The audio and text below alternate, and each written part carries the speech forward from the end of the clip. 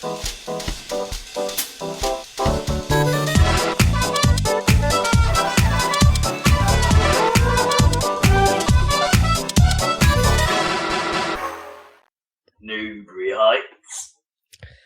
and welcome to the Saladcast on Saturday the 7th of May 2016. I'm your host Dan Train. Joining me today, Zachary Burgess. Oh my god, it's going to get so hot in here. And Robert Kemp. Summer. I don't even know what song I'm singing. Just make up some random words. I didn't know that summertime song. There's quite a few summertime songs, aren't there? Could have been summertime. I just picked one that didn't exist. Yep. You were like, summer. I want to know this classic. You have to write this now. Yeah, damn. I've never done a seasonal song. Well, you'll have to add a drop. True. You've done podcast intros. They're sort of seasonal because literally every season. Yeah, okay. I guess that counts. I've never done a song inspired by the seasons of nature. The seasons. Well, maybe that would be a good place to draw some inspiration. There's quite a few famous... You did a song that was I did a song about rain, sort of. Yeah, you did a song that was technically about Halloween, or sort of. Did I? Well, you know, the pinball table nightmare. Oh, yeah. Sort of Halloween, I guess. Yeah, and it wasn't even the pinball table. It was the sort of menu music from Pinball Dreams. Where it was inspired by the pinball table. No. Yeah, it was. It's the menu music from Pinball Dreams. I sort of nicked its main riff. Because it has the, like... Does night count as a season? Definitely not. So there. Yeah, that's not been done. I know Kip has made one about Christmas once. Sure. Is that a season, though? I mean, 'tis the season, I suppose. Yeah, it's the Christmas season. 'Tis the season. The Christmas season. It's, yeah. It's a festive season. It's a festive season, Festive period. It's really not on the same level as a kind of spring or a winter, though, is it, in terms of a season? Or a summer? It's not quite as predictable, but then again, neither is the actual seasons. Like, winter can come in spring, as it probably sort of has for most of this year, I guess. Do you mean in terms of the weather? Yeah, I don't know what's going on this year. Oh, the weather be crazy. I mean, there's been a couple of random snowings in like April, but it's not been like super cold the whole time. It's been gradually warming up in a fairly standard pattern, I would have said, this year compared to some years. Yeah, I don't know. It the felt like it's very suddenly got hot. Well, it has over the past week. Yeah, that almost always happens. Yeah, that's it true. Always suddenly gets hot at a certain point. Ping. The freakiest part was how mild it was during December. That was the weird part. Yeah. Wasn't cold at all through November, and I think we mentioned it at the time. It's like, bonfire night. It's supposed to be cold as balls, and it really wasn't. Snow this year, basically. No. Mysterious.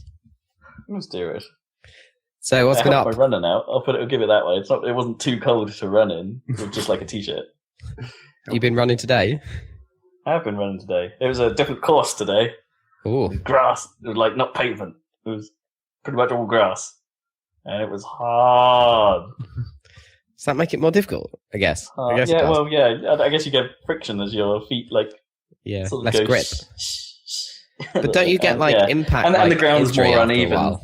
Yeah, I think that's also well, I don't know. I think, the dirt is still pretty hard, right? Yeah. So it's pretty solid. And also it's more uneven. So, your ankles are probably being tested a bit more. Yeah. That makes sense. Maybe the rest of you is better. I don't know. Maybe your knees like the variation. I don't know. But your ankles definitely don't. Right. So yeah, it was a hard old course. But I was still only 30 seconds off my best 5K time. So, I think there's another PB coming. Give it a few weeks. Oh, yeah. I'll have this one down. I'll have it. You're really getting into it now. No. You still feeling terrible? Yeah, I know. Not anymore. Immediately afterwards, yes. But I did notice, by the time I got home afterwards, I was like, no, I'm good now. Your recovery time has improved. Yeah, I just wish it would improve to the point where my recovery was good during the run. So I've just done a bit up the hill, and it's like, oh god, that was the worst. It's like an hour on the flat. It's like, I'd quite like the recovery of me being on the flat to be quite fast, to not be in that, oh, that was the worst phase, and, have to stop. and get your breath back, which is currently where I'm at if it's a ridiculous hill. It's like, you need to sort that bit out. But, yeah, I don't know. Maybe that means there's bigger distance coming up soon. I don't know. You should go running, Zeg. You've got loads of space and places to run and shit around and time and all the stuff you need. All the stuff you need. Not really. Other than Will. Well, it's just like all the normal places that I walk, I don't think they'd be that great for running, really. It's too many fields. It's more cross-country. Yeah. It's a bit hardcore. My dad used to run, along the pavement to Stowmarket or whatever. Well, sure. Needham. I mean, you see people doing that quite often. Wow, because that pavement is like slightly off the road in places as well, which is quite nice. And it's also been like repaved relatively recently, so it's quite a good. Ooh, that sounds quite nice. Pavement. Yeah, quite a nice run, I think. What does it look like when it's wet? Is it very shiny? I don't know. I haven't really looked at it. I considered borrowing my dad's bike and biking, but then I was just like, I can't. The trouble is that I don't know where my bike helmet is any longer. I had one at some point. Yeah, right. I had one when I had a bike, I guess. Whatever that was. A long time ago. You reckon it got Sue-rided? Probably. Sue-rided. Sue-rider. Can't you Sue-ride stuff back? Speaking of random things that was come from the charity shop, I've gained another full-size mug. Another duplicate of that mug. One mug that I use. Well, like a Sports Direct mug? Or... Yep, Sports Direct mug. Oh my gosh, those things are so big. Do you actually use that as your regular mug? Because it's freaking gigantic. Yeah. Do you actually drink it all before it goes cold? Well, no, but that's how I like tea. Oh yeah, you like cold tea, do you? Wrong. You like it hot once, not hot forever. Just like mildly warm is good enough by the time I'm drinking it. So I got another one of those. But the trouble with that is, now apparently those come into Sumarona quite often because they were free, obviously. So there's tons of them everywhere. But the trouble is, we only have one singular teaspoon that actually has a long enough handle to not be fully submerged when that cup's full. Right. Which makes that part the annoying part, because it's like, I can swap this mug out and like let one of them get washed up, but I still need that same spoon. So I need a new spoon. But apparently teaspoons don't come into the charity shop very often. You can get a teaspoon somewhere in Needham, I'm sure. But you need a teaspoon with a specifically long handle. I looked in our whole drawer of teaspoons, and there's literally none of them that have a long enough handle apart from this one. Would like a dessert, like for a Knickerbocker Glory or something, like a long... Yeah, but that's too long. Right. That's like, you're going the other end of the scale. That's the one you've got like fucking 3 inches of metal sticking out of the cup. Yeah. But then it is a really big cup. It's not that big, though. It's not like you're drinking out of a sundae glass, which would be quite hardcore. What about, can you get spoons for, like, I don't know, getting pickled onions out of jars? That sort of spoon. Yeah, but that's probably not great for stirring with, because it's very specifically designed to contain an onion. It might be small. It might work. If you're only using it for stirring, right, you're not using that spoon to actually, like, dollop sugar or whatever. Like, you do that into your tea, right? So, like, it doesn't even matter if the spoon has got, like, holes in it or whatever. Like, you know, well, that makes it sufficient for stirring. And also, it's made of plastic, which is... It'll be good enough. I don't know if that's a good idea. It'll be good enough. I bet those spoons probably melt. They're probably not designed for hot things, because they're designed for pickled onions, which are not hot. Hot pickled onions would probably be real gross. Yuck. Can't remember that. I mean, it's not like you don't eat pickled onions at room temperature. I mean, room temperature pickled onions, that's fine. But hot would probably not be good. We've got those hot onions.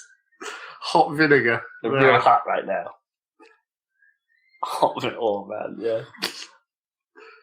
But then, when you put the vinegar on your chips... On chips, yeah. Like, if the chips are real hot, doesn't the vinegar just get hot with you're not submerging them entirely in vinegar. It's not like the vinegar itself is actually the thing that contains the heat. No, but the vinegar itself must... The vinegar is the seasoning. Yeah, but the vinegar itself must actually get as hot as the chip. Yes, but the majority of what you're eating is chip, not vinegar.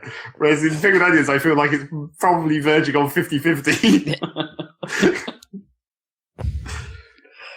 Possibly. It's basically just a vinegar delivery mechanism. Yes. Although wouldn't you get... Doesn't vinegar just make you quite ill if you have a lot of it? Like, Probably. It's alkaline, isn't it? Well, yeah, you don't eat that many pickled onions, really, do you? In one go. If you ate a whole jar of pickled onions, that would probably not be good for you. Well, no, probably not. But even so, if you're still doing 50-50, you still probably had like a couple of tablespoons of just pure vinegar. Yeah, that's enough to make me gender. Like if I did a shot of vinegar once, that didn't end well. Yep, I know. Oh yeah, you were there. Yeah. Oh yeah. It didn't end that badly. No, it didn't end incredibly badly. No, I did have to disappear for a while I spat things into a sink. Yeah, exactly. Well, but it wasn't like immediate puking. No, I guess not. I reserve that right to triple distilled Smirnoff vodka.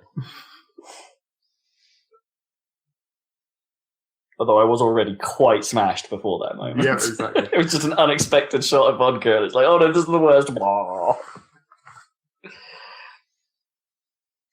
Quite smashed.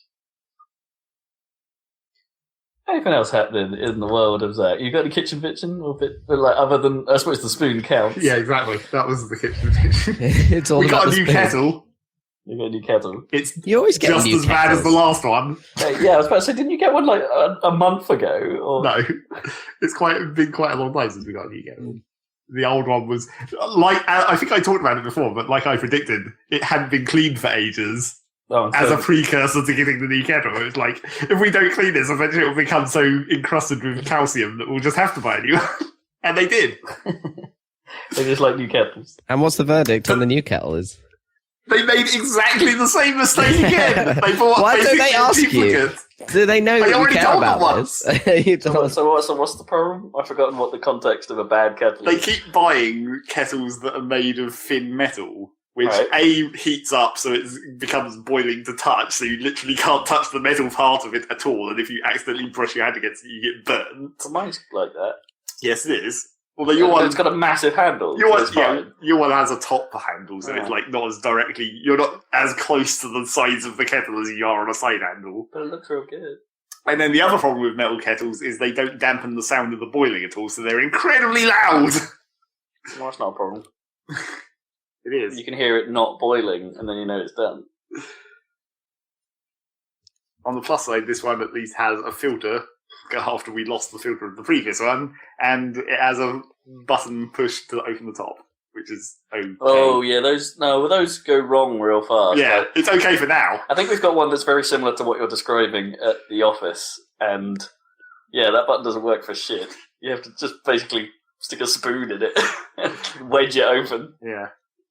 It's like, it's good for now, but how long that will last? Maybe we'll get rid of this kettle quite quickly.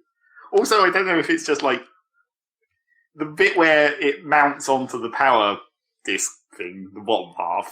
Like, you know how they just have a circular prong, basically, that goes into the bottom of the kettle. For some reason on this one, that prong is really tall, so you actually have to be quite precise about putting it down vertically onto the prong. You can't just like chuck it on there. You actually have to very precisely align it. Okay. It's just weird because we've been so used to the previous kettle, which really didn't have a very long one of those, and you could pretty much just chuck it on there, and it would find its way on there. My kettle's 6 years old and still works great. We do occasionally clean it. Yeah, well, you say that, but do you? Really? I said occasionally. Super occasionally. Like, I've done it twice. In Ever. 6 years. Yeah, I don't 6 know. years. No's probably done it at some point, but yeah. It's like it's not cleaning that's your problem, it's emptying it out. It's like you can clean it, but if you don't empty out the like coagulated bits that just accumulate over time, it's only because your filter still is good enough. We don't have a filter. Yeah, exactly. You just tip it. It has a filter. It has some kind of built-in filter in there. It did at one point. Oh, that actually That broken. But it doesn't matter. That broken. Broken. It doesn't matter on your kettle though, because as we discussed about the angle of the walls and stuff, if you pour it slow enough, it's fine. Don't tip it all the way up. In-depth kettle discussion. Yeah, it's important. We know. I'm not saying it's not important. We are British after all. Yeah. So, teacups and kettles. Zach, that is the problem. That is the problem with like my coffee machine, right? Because I've got one of those proper bean grinding coffee machines. Yeah. And it's like the problem is you have to make sure to fill the reservoir precisely. Because there's nothing worse than like the next time you come back to make a coffee, especially if it's been a while. The reservoir's filled with stuff. You can't just tip the machine upside down to get the water out of the reservoir. And by that point, it might have gone a little bit skank. Yeah. So you then make one, and it's like this tastes a bit funny, and it's like, oh right, yeah, that'll be old water when this hasn't been used in a few days. Does it not just have like a drain option where you can just like stick a cup under it and just dump everything? I mean, I could turn the grinder off and just say, make me some stuff, but you're not supposed to run it when there's no water going through it. Well, yeah, but you'd think it would just be able to like drain.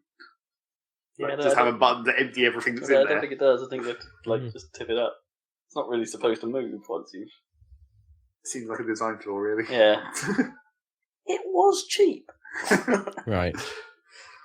I mean, it'd be super cool if...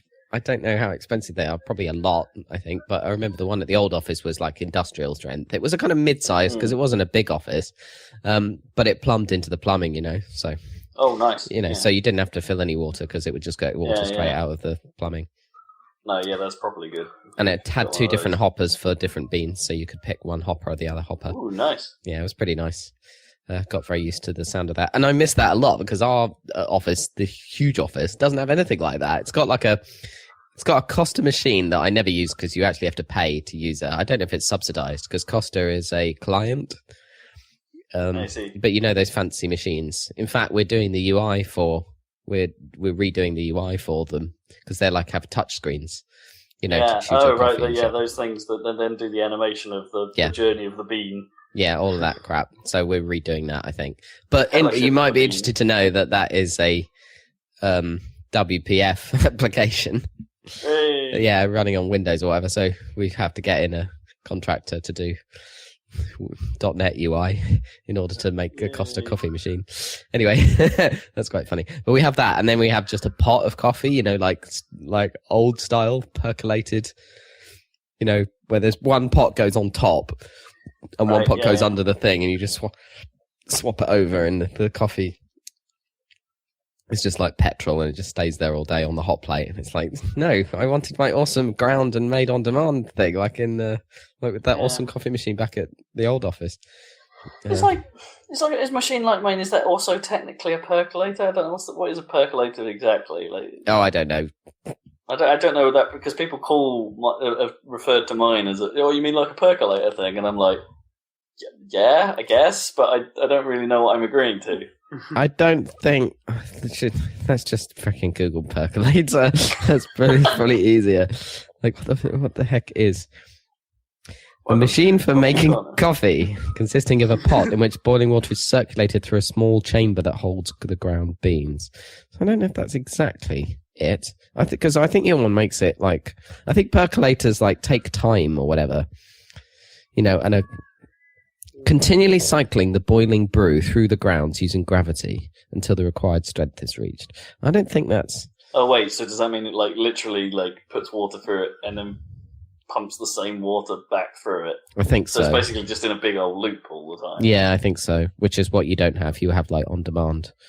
Yeah. Automatic drip coffee makers is something else. So that's what we have, or whatever at work, I guess. But your one is the best, an actual coffee machine that... I don't know. There's a million different stupid things. A filter grinder. Filter. Yeah, exactly. Grind filter. Yeah, because it's ground on demand or whatever. That's got to be the ground. Grilled.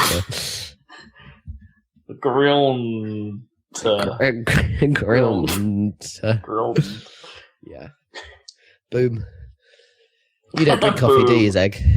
No. Why not? Because I like tea. Do you actually care what kind of tea you drink? Or what's your brand? Well, I don't know. I like boring tea. I like standard basic tea. I don't really like the fancy. The times I've tried different types of tea, it's like, this tastes weird. I like boring, standard... Like builders. British builder tea. Like Yorkshire tea or something, or... Yeah. Well, even Yorkshire tea tastes distinctly different. No. Steve made a noise. Oh, that didn't get recorded. Good. No, I made sure. That was only for me. That's only to burn your ears. From the inside. So you have PG tips or whatever? Yeah, something along those lines. Pretty standard. Do you ever branch out to like Earl Grey? Like No. take a walk on the wild side? No.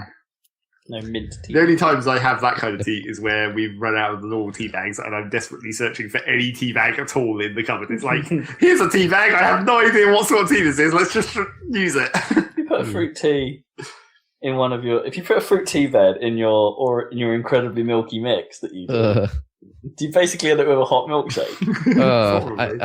I don't want milk in my fruity tea. That would be really bad. Can't even I'm imagine. intrigued now. Yeah, you got to try it, Rob. Well. Would it be Don't like ever- one of those... It'd be like... Did you ever try those incredibly gross Skittles milkshakes? Oh, yes. That actually tasted a lot like Skittles. And milk, yeah. Yeah. Fucking horrible. They weren't appealing, but they did exactly what they said on the bottle, Yeah, I guess. for which they deserve some amount of credit. It's like when you have like a Mars ice cream or like anything that is normally a thing branded after the original, but isn't the original, right? It doesn't Mars end ice up creams being are all right. Yeah, but they don't really taste like Mars. I don't know. There's something Not about really. it. It's just like that's not really the same. Or like Well, it's because they don't have the nougat in, basically, isn't it? They have a flavouring that's meant to vaguely taste like a nougat, but it's replaced by the ice cream. ice cream. Yeah. Yeah, something not quite right about that. Or like, I don't know. I suppose like there's Mars branded milkshakes as well. Yeah, Right? there Like is. that tastes nothing like a Mars. No. And like Mars, like yogurt pot type things or whatever they are, like Oh, desserts. is in that that pots. as well? Yeah. They're nice, but they don't taste like Mars bars. Mars pudding. Yeah, sort of. Pudding cup. Cup of Mars, please. Cup of Mars A cup of Mars. and some tea. Hot Mars. It's like those, yeah, and then you get those Cadbury's like hot chocolate powders or whatever. And it's like, it tastes nothing like Cadbury's. Some of them Barely Some chocolate. of them do. So what you want is that like Belgian melting chocolate stuff. That stuff's amazing. Because it is basically just chocolate that you end up drinking. It's the best. Well, that's the kitchen news. We do I've got talk a my lot beer for you, about. I this- mean, we could do a compilation, I reckon, of all our random talks All about Beverages. random Kitchens. beverages. Yeah, tea. In And fact, kettles. we could probably extract like multiple hours tea worth of cast. tea content. Yeah, I reckon. I From mean, if you our- did your research, Zach, you could give us like a special news segment on the ups and downs of the tea market. I don't think that's the thing. Zach doesn't care about what Yeah, Zach, different Zach's kinds of tea actually there not are. a tea connoisseur. No, he he just doesn't. drinks a lot of tea. Yeah, it's different. Is that like the difference between, like, you know, a fat food critic and just a fat person? Yeah, yes, Rob. Okay, good. But with tea. So Is he that, just. like, is that the same for me and pizza, I suppose? I'm not really... Am I... You're not a pizza connoisseur? connoisseur. Well, you are interested in that. I reckon you could do a pizza news, and you're interested enough in the concept of pizza, and you Also, I could don't know if research we- pizzas. I think we talked about this on air like 4 weeks ago, like 2 episodes ago, but you mentioned the Ideas Channel video about pizza. Yeah, I did. Did you actually watch it? I did go and watch it. And it's like, okay, fine. Pizza comes from everywhere, fine. But the one thing I took away from that video that was like important, I suppose, is like it briefly showed some adverts for American pizza, and it's like, American pizza is cheap. Why is it so expensive here? Yeah, it is. Yeah, there's the thing in New York City For like called. $6 delivered or something for a big old pizza, and it's like $6. Yeah, a lot of things are cheap, but like food in general is cheaper in America. Even to eat out or whatever. It's like 20 quid for if you bought an unvouchered Yeah. Domino's now, which I don't recommend you do. Have you seen the new boxes or whatever? Have you got them yet for Domino's? New boxes. Well, the last boxes we saw were the ones that had all the like scroll on it saying this is a pepperoni or something. Yeah, Like so the they're fresh new. ingredient scroll. So I don't know if they've been rolled out yet, but the new boxes in Domino's, whoever was designing them did research and realized that like, wow, 90% of orders are for 2 pizzas or whatever or more, or because What, of like the 2-for-1 pepperoni? deals. Because of the 2-for-1 deals, Oh, of and course. no one buys one pizza. So they've made I suppose boxes. Two for One of Tuesdays must be their most horrible night.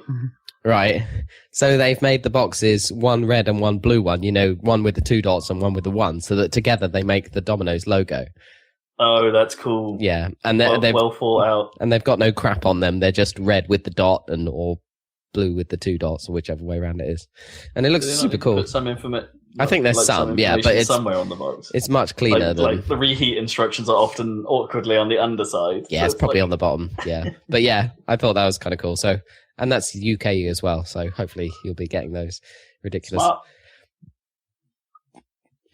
But yeah, Dominic's. It is expensive. It's ridiculous in London as well. Not that it's not bad enough in Ipswich, but yeah. Anyway, there needs to be more independent pizzerias.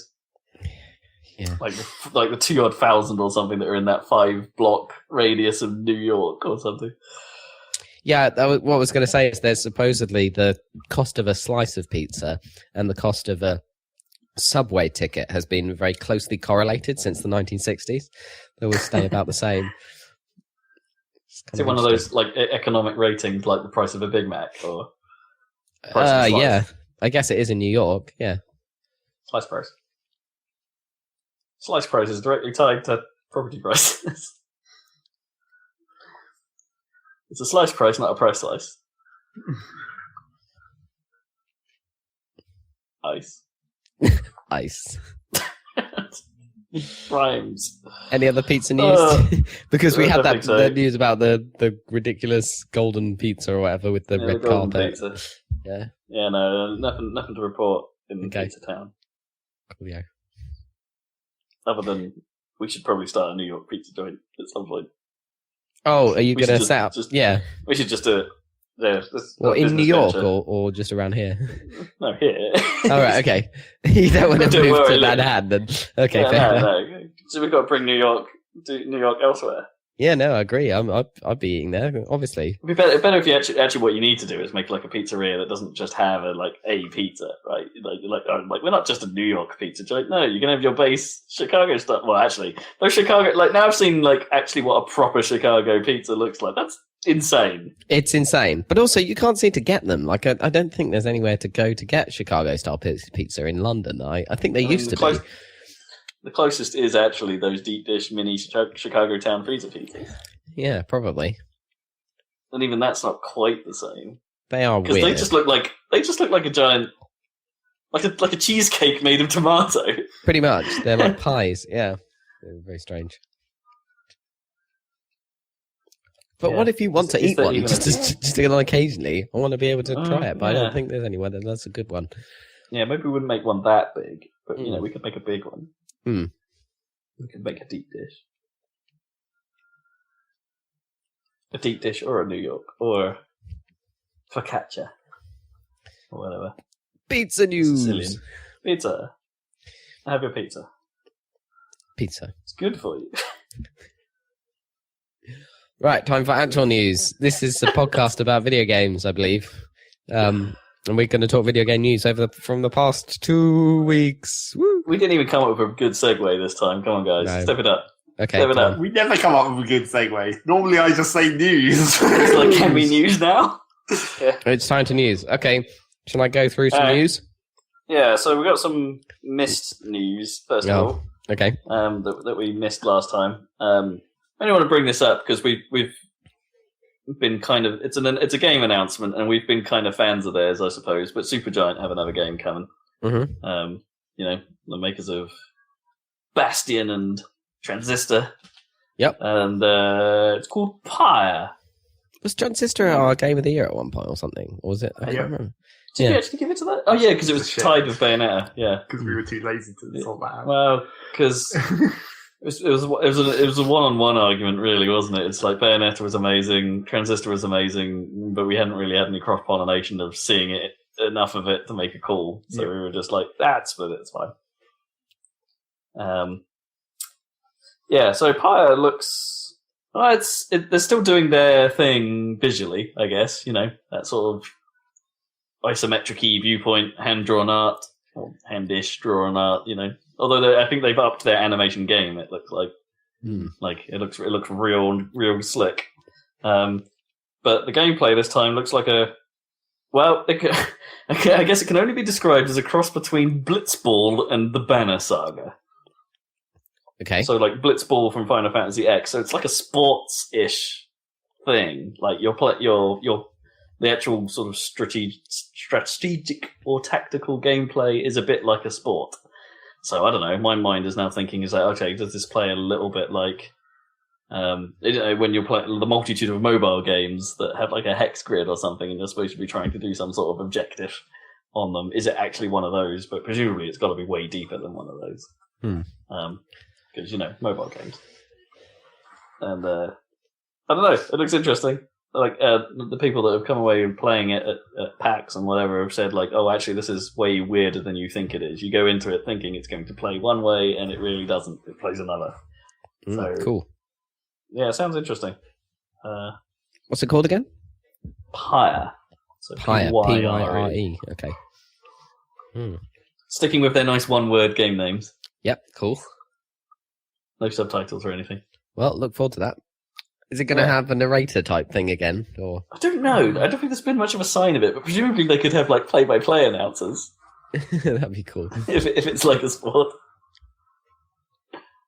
If they get that old gruff guy again to do the play-by-play or something. Ooh, that's a sweet pass.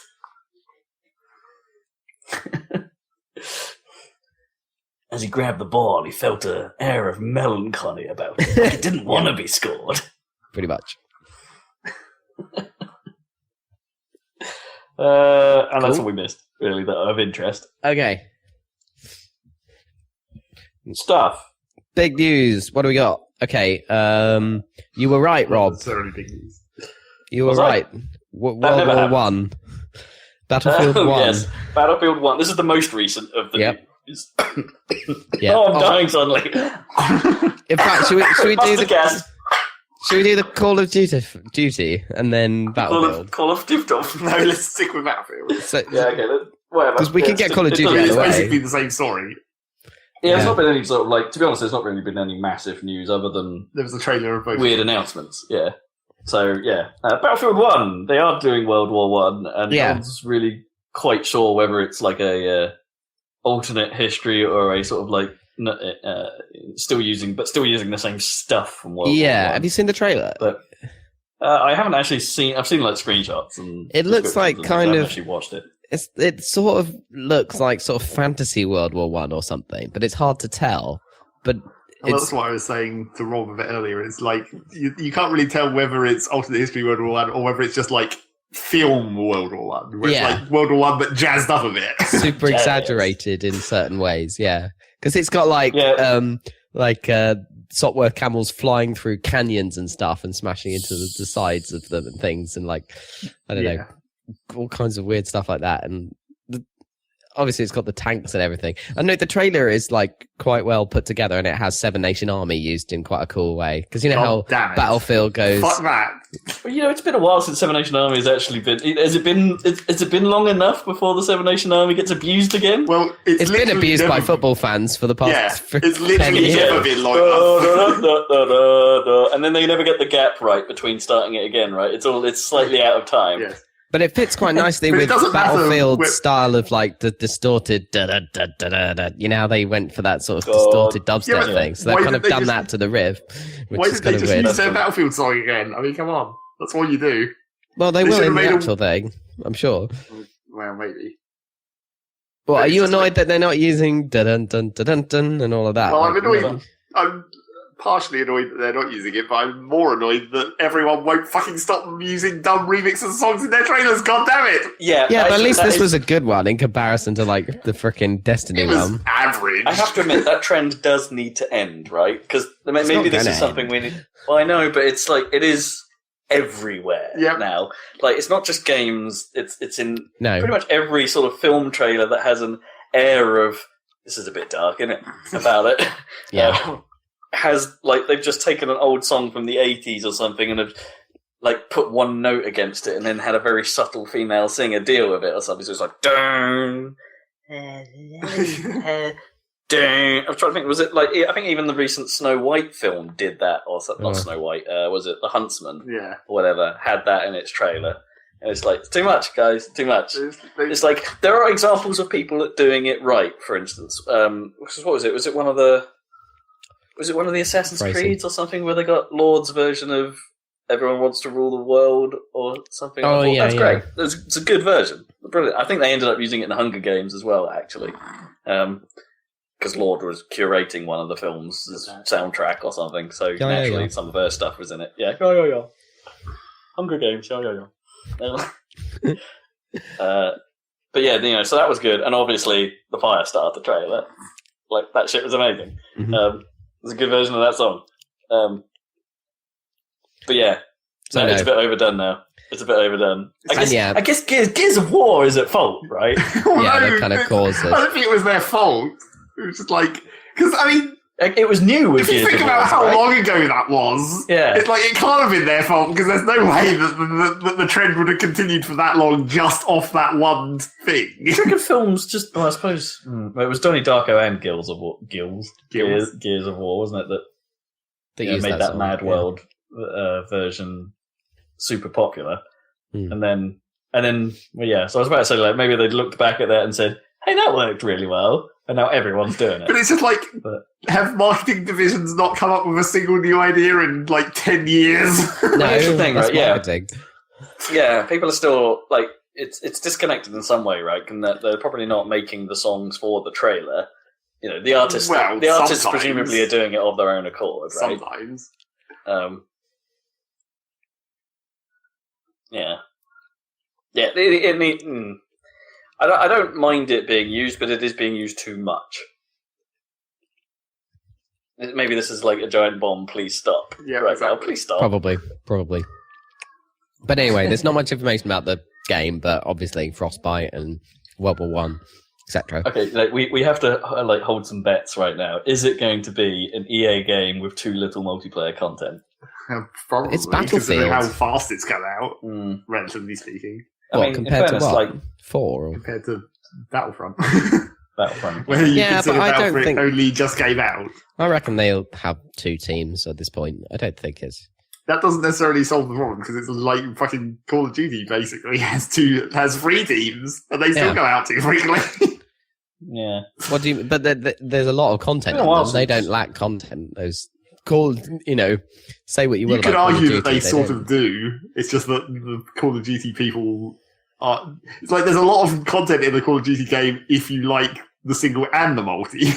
Sure. If you only like one half of it, then you're getting not quite as much. Still more than Battlefield, but the multiplayer is large enough to be satisfying, which I think is where people had a problem with games like Battlefront and things like that, where the multiplayer just wasn't big enough to be satisfying for long enough. Well, it was more in Battlefront. It was more just it was the Titanfall problem, where it wasn't just because of the lack of maps; it was because of the lack of everything else. Yeah, because that is Titanfall's problem. Like there was actually enough maps in Titanfall. There just wasn't enough stuff. I mean, could have done some more maps as well. But. And also maybe like the DLC did eventually go free, so and it also could have done with game modes that people cared about. Sure, because there was really only one game mode to play, and then you just played that one, and that kind of limits your map options. I don't mind. I quite liked the mixed bag playlist on Titanfall. Just going into that and doing that. No one ever played it. It was quite underpopular. Yeah, especially on PC. It wasn't so bad on Xbox. Yes. I don't know. I mean, naturally, I'm worried about it because EA have a track record now, with the exception of Plants vs Zombies, which apparently is just fine for that stuff. But it is. I can't say I was particularly impressed with any of the last run of Battlefield games as level of content. Right, like 3 and 4. Yeah, they had single player components, but they were naff. Oh, I think 3 was. The better. 3 was better, 3 was all right. 4 felt lacking. Well, 4 just... and that might be just because the maps were... Yeah, 4 just had bad map design. Yeah. And obviously we skipped Hardline because... So it felt like a small number of maps because people only played like 2 maps that actually were any good. That didn't happen in Battlefield 3 as well. Well, yeah, Metro 24/7 models. Yeah, pretty much. Although I mind that Metro, I enjoyed Metro. was good. But, you know. Yeah. I like the full version of Metro. Yeah. I didn't like the one they played on the 24-hour maps. It was like, oh, let's fight over 1 point, a stairwell Yeah. full of grenades. Full of grenades. Full of grenades. So yeah, Battlefield and Call of Duty Infinite Warfare from Infinity Ward. Do you think that's why it's called Infinite Warfare? Because Infinity Ward, Infinite. No, it's because they've run out of adjectives to describe the future. Yeah. Well, they could have just said future. They haven't actually used future warfare. No, yet. But other Future people Warfare. have. Future Warfare has been a subtitle on something, I think. So it's exactly what we expected, right? Advanced. We've had it's sort of. Yeah, we've had like advanced. I'm just trying to pick up on Zach's point here. I don't think we've had the game just called Future War, right? The closest I think we have. is like Future Cop, but like Future actually isn't used all that much. I don't think in game names. Like Advanced is used everywhere, or like that was only used everywhere because of the game were advanced. So we had Advanced Warfare, we've had Black Ops, we've had Modern Warfare. You could have had more Modern Warfare, like which then we get. I don't know. No, I don't think I could call it Future Warfare, but they just couldn't get rid of Warfare, right? For some reason, it seems to be the Infinity Ward logo that thing that they always have to have Warfare in their name since COD 4. So we just called it Laser Warfare. Yeah. Even though not really that many lasers. No, it didn't seem to actually be any lasers. No. Right? No. Okay, this is the counter, I suppose, to the Battlefield 1 trailer, which sounds like it was very well put together. The Call of Duty Infinite Warfare trailer is actually really badly put together. Yep, it's kind of crap. It's quite bad. Yep. I didn't think they were that much different. It's just another big mash of random cuts. No, they were different. I think. The first 30 seconds of it is just noise of voice with some dude walking up a cliff slowly and then a fight. It's boring. The COD trailer is actually boring. I don't know. And then they're supposed to be wowing people by like, oh, you fly into space. What? Yeah. It's like, well, everyone's expecting that, aren't they? They've already been in space. And there's some sort of global invasion of some sort. They haven't made it clear whether it's aliens or some other human. By the sounds of it, there's like the colony defense force seems to suggest that like it's the old tale of like the other planetary colonies have turned against Earth. Yeah, for some Mars reason. against Earth or whatever for no reason. Also, I liked how they decided to attack Geneva. Like, let's attack Switzerland. Obviously, the primary target of our space assault should be a country that's historically neutral, and also every citizen in Switzerland is legally required to own a gun. Yeah. Well, we don't know what's going on in future times, but yeah. No, I guess it like. There's probably like maybe it's one of those things where they might tell the story like Modern Warfare, right? Where it just puts you in the shoes of the shoes of some guy. And you're like, oh, you just happen to be in Geneva while this thing is going on. But I mean, Geneva does have a lot of like international bodies headquartered there or whatever, isn't it? United Nations and stuff. So I guess maybe the UN becomes like the world government, Earth, right? Yeah, because that's how it is in Halo, right? I guess. Isn't that true? Actually. Is it the UNSC or whatever? Yeah. United Nations Space Command. It's like the Earth's guys. Yeah, I guess. Yeah. I don't know if it's based out of Geneva, but yeah, I guess. It must be. You can imply that that's the extension. Yeah, potentially. Yeah, and then, of course, they are also doing a HD remaster of Call of Duty 4 Modern Warfare, which you can't buy separately. You can only get it currently as you have to buy Infinite Warfare, but that's a good pack-in, right? Like if they're doing it's a great value add to what is already a pretty great package. It's not free though, is it? Because you have to pay for the you have to buy the premium edition. version. Yeah. Oh, to get crap! it. No, and I you can't buy it was separately. Yeah, they will make it eventually, won't they? They have to. They will. They'll have to. This is just to increase sales of the premium editions and stuff. But it's like, God damn it, guys. That game was pretty good, I think, Call of Duty 4. I mean, it did at the time, anyway. It did some brand new things, which is not necessarily what you can say about every Call of Duty game now. Definitely not. It brought Call of Duty into the next gen, and Modern Warfare, I guess, was actually still a relatively at the time underrepresented thing. Not anymore. I guess when it came out, obviously not anymore. But did it become before like Battlefield 2 or not? No, I think it came after Battlefield 2. Right. But it was still relatively underrepresented, I think. Like, unless you count games like Counter-Strike. And, yeah. There were plenty of, like, gamey games set in modern times. Like Soldier of Fortune, do you really count that? And, right, yeah. Max Payne? No. I don't know. I'm actually struggling to think of examples. Like, maybe... is it Red Orchestra or something? Like, isn't there like a no? That's mod World War II. It's World War II. Yeah, you're sorry, right? Yeah. Yeah. Trying to think now. There must have been Counter-Strike was the main one, and it was huge. To be fair. Yeah, and which is actually based in. They didn't have the licenses for the guns and all that, but they were trying to make a more realistic experience and use real stuff and blah blah blah blah. I guess there was America's Army, lol. Was that after Call of Duty? Yeah. I don't know. Again, I think that's quite late in the... No, maybe not. Maybe not the first version, actually. Yeah, don't know. Anyway. Because they had the licenses for guns because they were literally the army. Yeah.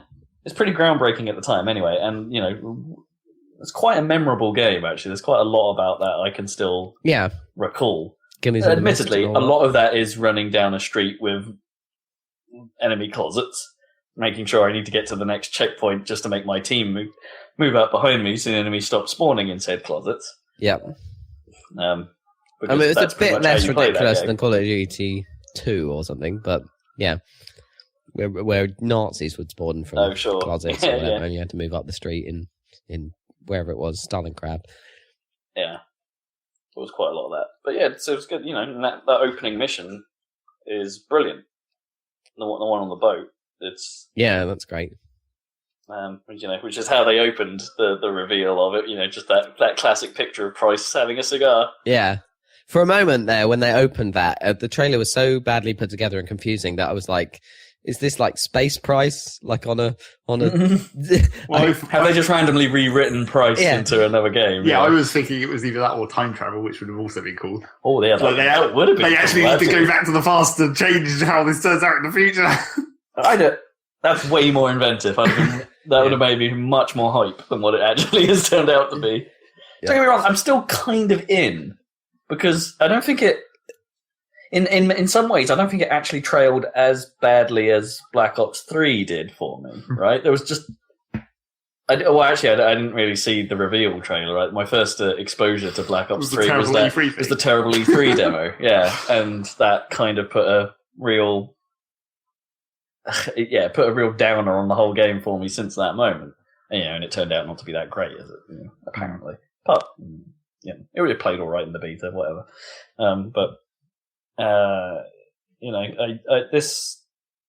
There's enough although the trailer is badly edited, there's enough in it to make me sort of interested.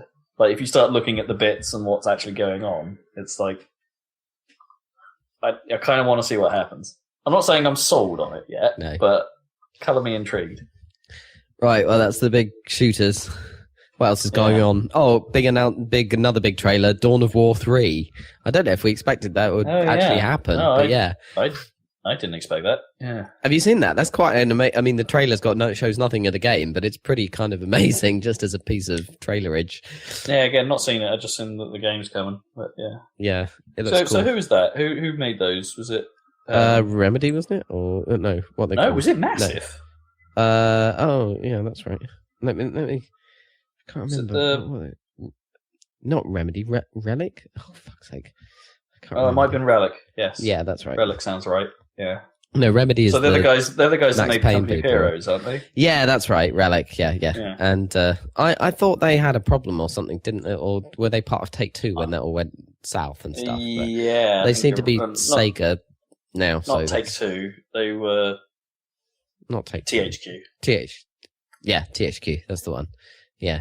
Okay, cool. So that means Take-Two are still doing quite good for themselves, though. Yeah. Sorry, got confused there. Take-Two have. I really like. Man, I'm so confused. Sorry, I obviously don't know. I really liked Dawn of War 2. Yeah. So apparently this is like I like what they did with it. So it's more like it's kind of a cross between 1 and 2 because it's got the bigger armies from 1, but it's got all of the kind of elite, the kind of tactical stuff from 2, of like elite units and special abilities and stuff. Because Company of Heroes doubled down on this a little bit, where it was more about actually maneuvering your group of units and keeping them safe and working with that, rather than doing all the base building stuff, somewhat tedious stuff of base building and stuff, which I guess you could argue StarCraft has locked down, right? No one wants to do that other than StarCraft. Well, it looks like they are going back to that for this, so bases are back. But there was a little bit of that in Dawn of War 2, don't get me wrong. It's like there was a bit of management of that to get your cap up to a good enough level your unit cap up to a good enough level by which you could actually mount an assault, and then you'd basically just maintain those dudes as well as you can, because it made sense to maintain your guys rather than just throw them into battle and it required enough. It was enough of a problem losing dudes, and getting more. Yeah. That encouraged you to to play better with them.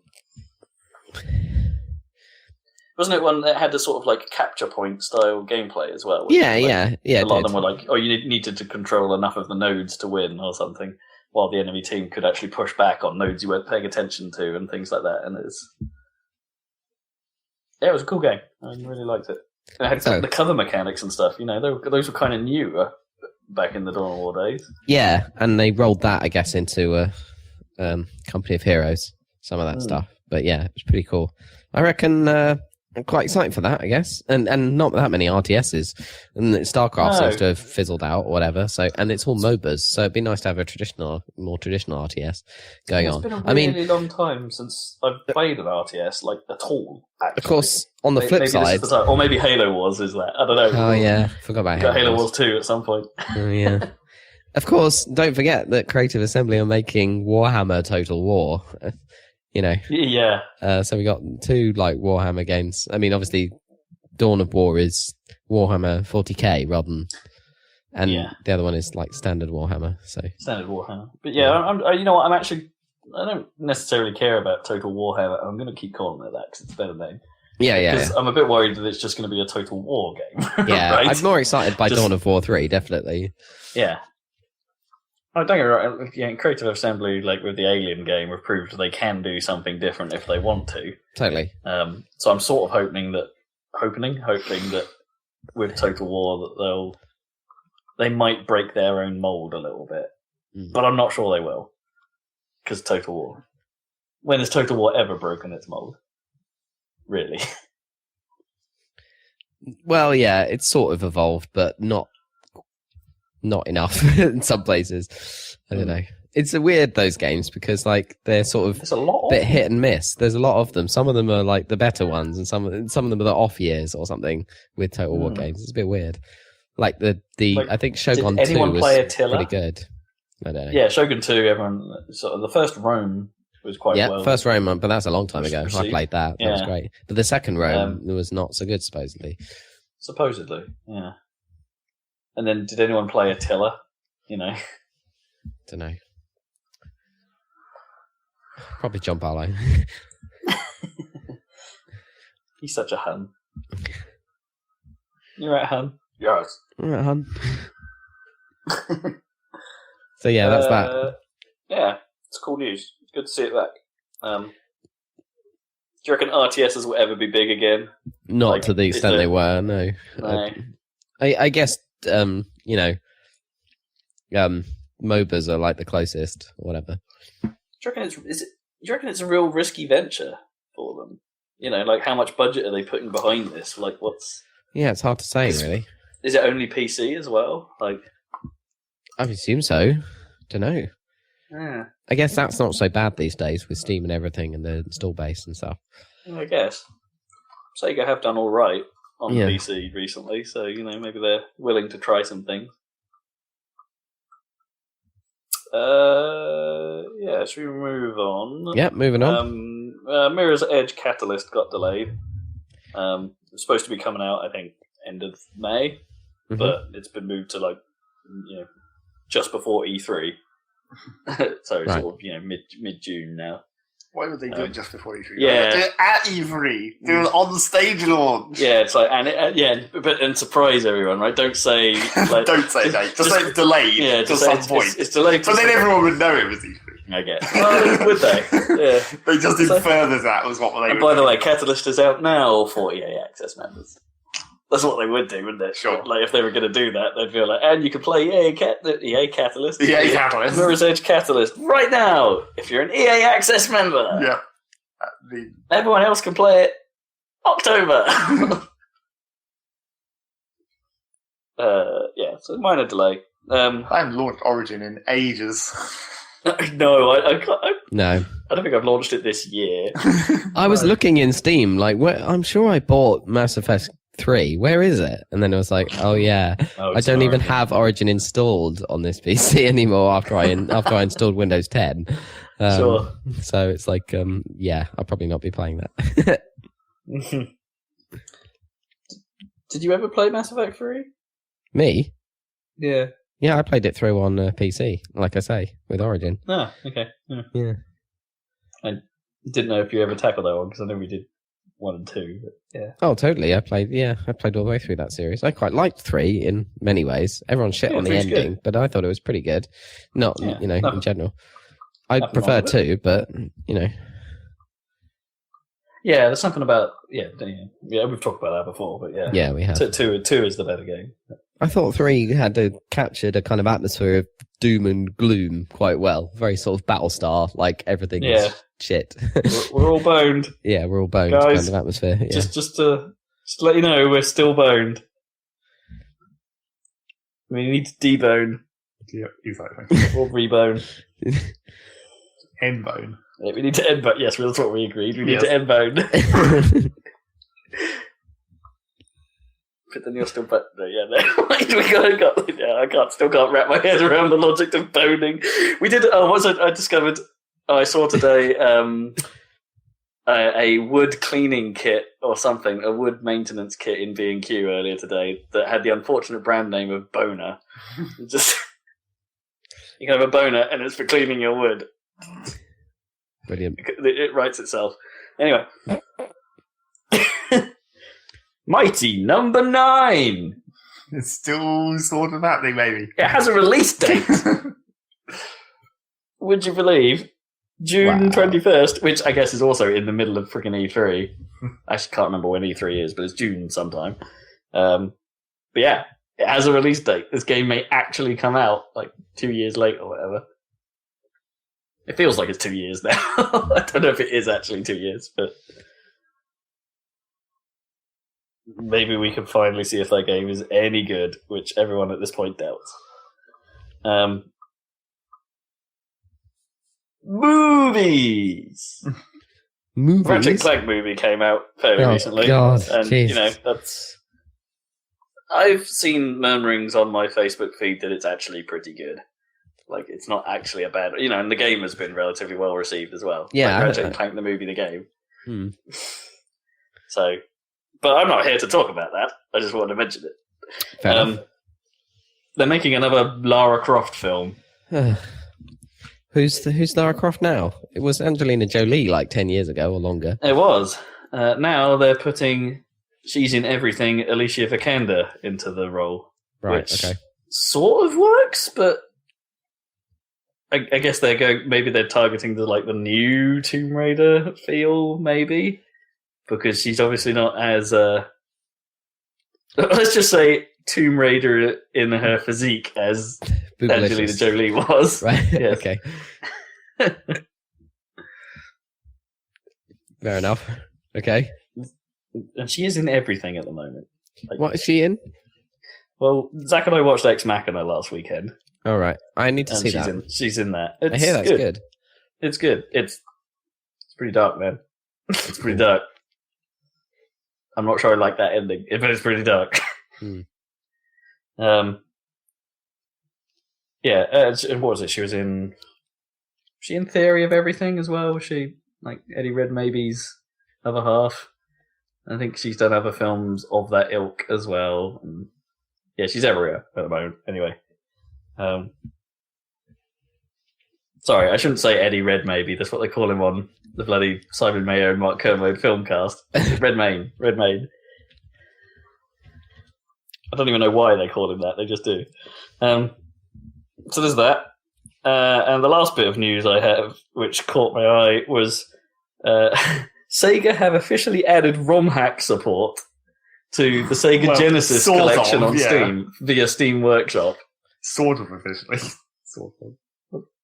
I don't think it can get any more official than what it is. They added workshop support for ROM hacks. It's like people can just come out and mod the Genesis games, and it's like, okay. I don't know if that was exactly their intention, though. Really? How else could this have gone? Well, at the very least, they certainly weren't intending people to mod the game by deleting the entire previous game and putting something completely different in there. Oh, I didn't hear about that. You just comment out the other game and implant the code of an entirely different game. Okay, that's quite funny. It's like, what did you think was going to happen exactly? So does this mean that other Genesis ROMs are just getting hacked in? Yep. You can play Sonic the Hedgehog, except it's something not Sonic the Hedgehog. It's Contra now.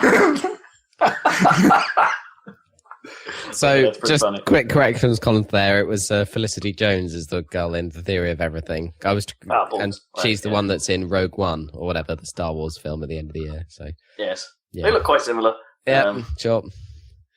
But she is in a lot of things. I still stand by my statement. Fair enough. I just can't remember them because I'm terrible at remembering things. Did we not talk? Was it before the last podcast? But it seems like it was after. Did we not talk about how Nintendo accidentally revealed the NX launch date? Sort of. No, I don't think we did. What happened? They in their financial earnings call or whatever, they were like, "Yeah, that's not coming out until 2017."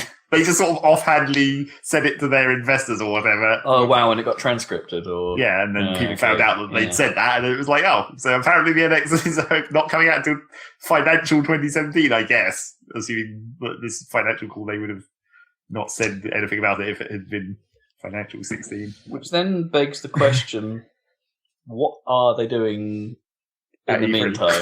Yeah, well, we were talking about this before we came on air, but Nintendo have basically said we're going to be showing Zelda, and that's all we're showing. Yeah.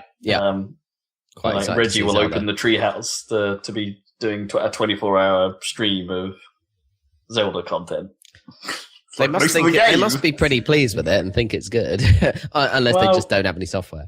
But I mean, it's a Zelda game, so why wouldn't they be? But I guess so. Yeah, and it's been in the making for a really long time. So let's, I really hope it's good. Yeah, I mean, if it's because the promise is that it's Zelda but Skyrim, kind of size. And if it's like that, it'd be like insanely amazing. But then the question The Legend of Zelda: The Sky-Rimmed Sword. Yep, exactly. Yeah.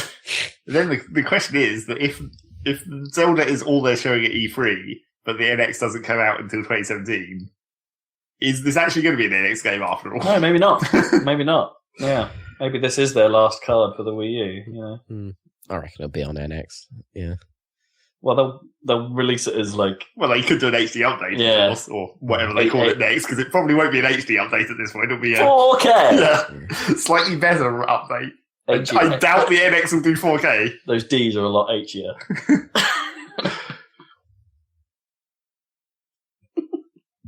The H'est of Ds.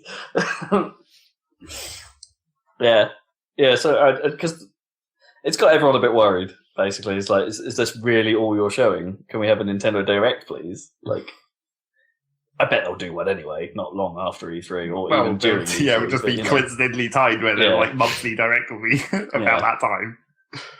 But, the fact that they've only said, E3 is going to be Zelda. What else are you doing? Is there another Pokemon in the works? Well, there is, Sun and Moon, aren't you going to talk about that? I think that's almost out, isn't it? It's already come out in some territories. Do you think it's too early for them to even talk anything about NX? I still think that even if it is coming out 2017, I think now's the time they could start talking about it. Theoretically, if it's early 2017, it's only just into the next financial year, it'll be before the next E3, so this would be the E3 to... And they did say they would start talking officially about NX this year. Yeah. They did say that last year. I mean, I guess they have other shows that they could theoretically time stuff with. They don't necessarily care about E3 the most out of all the various trade shows that Nintendo has been known to do things for in the past. Yeah, that's true.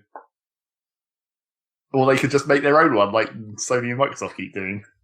They could just have a pure Nintendo show. I don't think they want to do that No, anymore. I don't. I think their directs suit them well. And in some respects, they're actually more enjoyable to watch than some of the actual press junkets.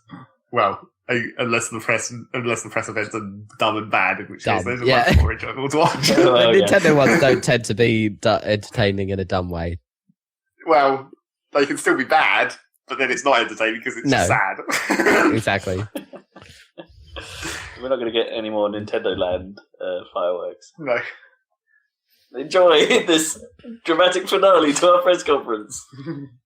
Fake fireworks. Yeah, I don't know.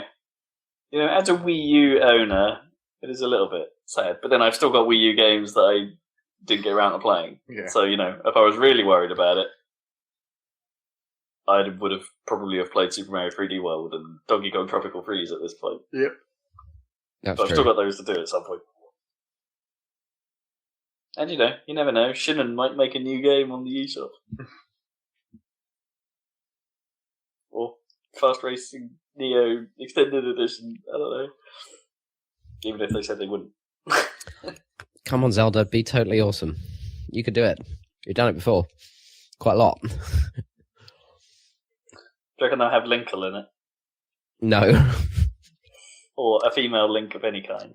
I quite like Linkle. They should put her in Smash Brothers for sure, but I wouldn't have thought they'd put her in a Zelda game. We only need another Link clone in Smash Bros. Yeah, I suppose you'd have 3 at that point. Link, young Toon Link, not even young Link, Yeah. Toon Link. They got rid of Young Link, because then they would have had Faulty Link. Yeah, which one was Young Link in? Was it? Last one. Was it? So there was Young Link and Toon Link in Brawl? No, the last. What, Melee? Yeah. I'm pretty sure that was before Toon Link. Yeah. Toon Link replaced Young Link. Because they decided not to have exactly... Because he is basically Young Link in terms of the moveset is essentially... Sure. It's just like the shorter range version of the sword moves and then like really the don't slightly remember. different bombs. I'm actually struggling to remember. Other than it must be called that because obviously Young Link has called Young Link. Yeah. Like, that's how we know. But Toon Link was still a bad name. What the Yeah, fuck? Toon Link. Yeah. I suppose it's It's called accurate. it fucking Waker Link. Wind Waker Link or something. Windy Link. Maybe that's the problem, right? Because there's no good way of saying it. The Link Waker. The Zelda. Link Waker. Link Waker. What? The Link Waker or Windy Link or Waker Link. Sellink. Selling. Say what? Sell Oh yeah, Cell Cell. Link. the link. I don't know. Shaded Link. Zelda. Zelda. Yeah. I've forgotten about that. So Yeah. it's good. Well done, Internet. Well done, Internet. Well done for shitting You all did- over what turned out to be one of the best Zelda games before it even came out. Speaking of which, did you hear that they didn't decide to... The Internet failed in its campaign to name that boat? They didn't fail. Well, no, they succeeded, but the boat people didn't like it. Yeah, exactly. And instead it's called the... No offence to the guy, but the quite boringly titled Richard Attenborough. David Attenborough. Or David Attenborough. Sorry, I'm wrong Attenborough. I always get those two messed up. It's because they're brothers. Yeah, I always get it messed up. Yeah. Welcome to Jurassic Park. Yeah. But they're calling the submarine not Boaty McBoatface, but Boaty, which is really lame. So it has an onboard submarine or whatever. So it's called Boaty. Partial win. Yeah. They didn't call it Subby McSubface, which is really... Subface. Should have just called it Subface or just Boatface. Like, Boatface would have been funnier than Boaty. But I think Boaty kind of is more But- conservative, isn't it? they could spell it with an Boatface. IE, right? And then make it sound like it's a terrible female name. Yeah. No, it's Boaty. Yeah. Oh, Boaty, please make us some tea. Time for tea, Boaty. Tea boat. But everyone's just going to call it Boating McBoatface, which is great. Yeah, of surely. course. I bet even the people the on the crew, boat are going to call it Boating McBoatface. I don't think they will. It's like, I'm aboard Boating McBoatface. Like, because everyone knows what that will be referring to. Although I don't think really the crew on a boat refer to it by its proper name in virtually any case. HMS Boatface. You just refer to it as the boat, the thing that I'm on. It's like you don't read out its full name every time. I guess not. But you might do when you're meeting new people, right? So, what do you do? Oh, I'm an engineer on Boating McBoatface. Yes, but then that's not what that's called any longer. I'm one of David Attenborough's engineers. Yeah, exactly. That's much funnier. Oh, so you do a lot of nature shows? No. Well, yes, technically. It's a research ship. Doesn't actually get involved with nature shows. It might do. Might do, I suppose. If it's called the David Attenborough, I'm sure David Attenborough will get on it. Probably. And then die. Because he's well old. He's old. Lovely. Yeah, let's hope he makes it to when they finish that boat. Jeez. Yes. Yes. Yes. Video games. No, well meant towards David Attenborough there. Just, No, he's the best. He's I hope he pretty goes young. on forever. I hope he keeps going forever. Who's going to die first? Is he older David than... Attenborough or the Queen? Or Bruce Yeah, Forsyth? that is it. Oh, Bruce Yeah. Forsyth is a stronger shout. Oh, no, actually, Prince Philip is quite a pretty good shout. Prince Still. Philip. Yeah, because women usually live or live longer slightly. So, and he's fully ancient, and he's clearly quite sort of dotty. He's had problems, yeah. Yeah. Well, so, and he's had quite a lot of health problems, yeah. yeah. So he'll get there. He's got He's had a problems good and he's got run. problems. Oh, yes. We've had a good run out of him. Apparently, Respawn. I can't make a good racist joke out. No. No, you can't do it. Even Well, though that's that's probably for the normally what your best. podcast plan is. Yeah. What is it? Rob Racism on the podcast. It's a classic. Hasn't been so much lately. No. Maybe we got that all out in the I early don't think we were years. ever actually racist, No. right? Just No, just ignorant. yeah, okay, I'll take that. Oh dear. Yeah, Respawn of Titanfall fame, presumably working on Titanfall 2 most of the time, but apparently they're making a Star Wars game, third person. They've just been announced. 1313. Exactly. Yeah. Well, I mean, the concept art for that always looked really cool. So I don't know if they'll go in that direction, but yeah. So yeah, that could be good. I guess maybe we shall see. Do you reckon that's incredibly early, as in like the team is mostly done with Titanfall 2 at this point, and they need like the concept guys to start work on something new, and EA are like, we're making Star Wars. Ready in 2020. We'll release 1313 in 2020. How about that? Can you shut up about 1313 now? It sounds pretty early days on it, but why would they announce things so early? They don't. Did it get announced or did it get leaked? Yeah, well, it's announced on the Respawn blog. Yes, the leak is true. No, it didn't get leaked. Okay. It got announced. Yeah. So yeah. Because that was the story about the COD trailer, right? It leaked dramatically. Yeah. Like, we a lot of people knew about it before the trailer release, and to the point where I think Kotaku put a post up saying, come on, Activision, just, post the trailer already. We know it's coming. Yeah. Did you see that the Infinite Warfare trailer is the most disliked of any COD trailer that's ever been put up? As in, it has a dramatic number of people pressing the dislike button. But again, to the point where that in itself became newsworthy. And then a bit of me wondered, did the dislike button even exist when the other trailers came out? Probably not. I mean, like maybe the last few years worth, but the early ones. I guess I don't know if YouTube did any backporting on there. Like, would it have maybe been like anything less than 2 stars automatically became a dislike? Yeah, I don't know. probably. Yeah. Or Yeah, I don't know. They probably turned 4 and 5 stars into likes, I would have thought. I don't know. I don't think they reset everything. Maybe they did. That would have been quite a big step. I guess it was a big step to change the interface like that. I don't even remember the star system. I mean, YouTube's the only place with a, like, the only huge place with a deliberate dislike button, isn't it? Well, doesn't Facebook have one now? No, they've got these reactions, but I think one of the... They have things that can be interpreted as dislike. Yeah. Well, you've got, like, sad face or whatever, so you can say... So if someone says, oh, my dog died or whatever, you don't have to go like.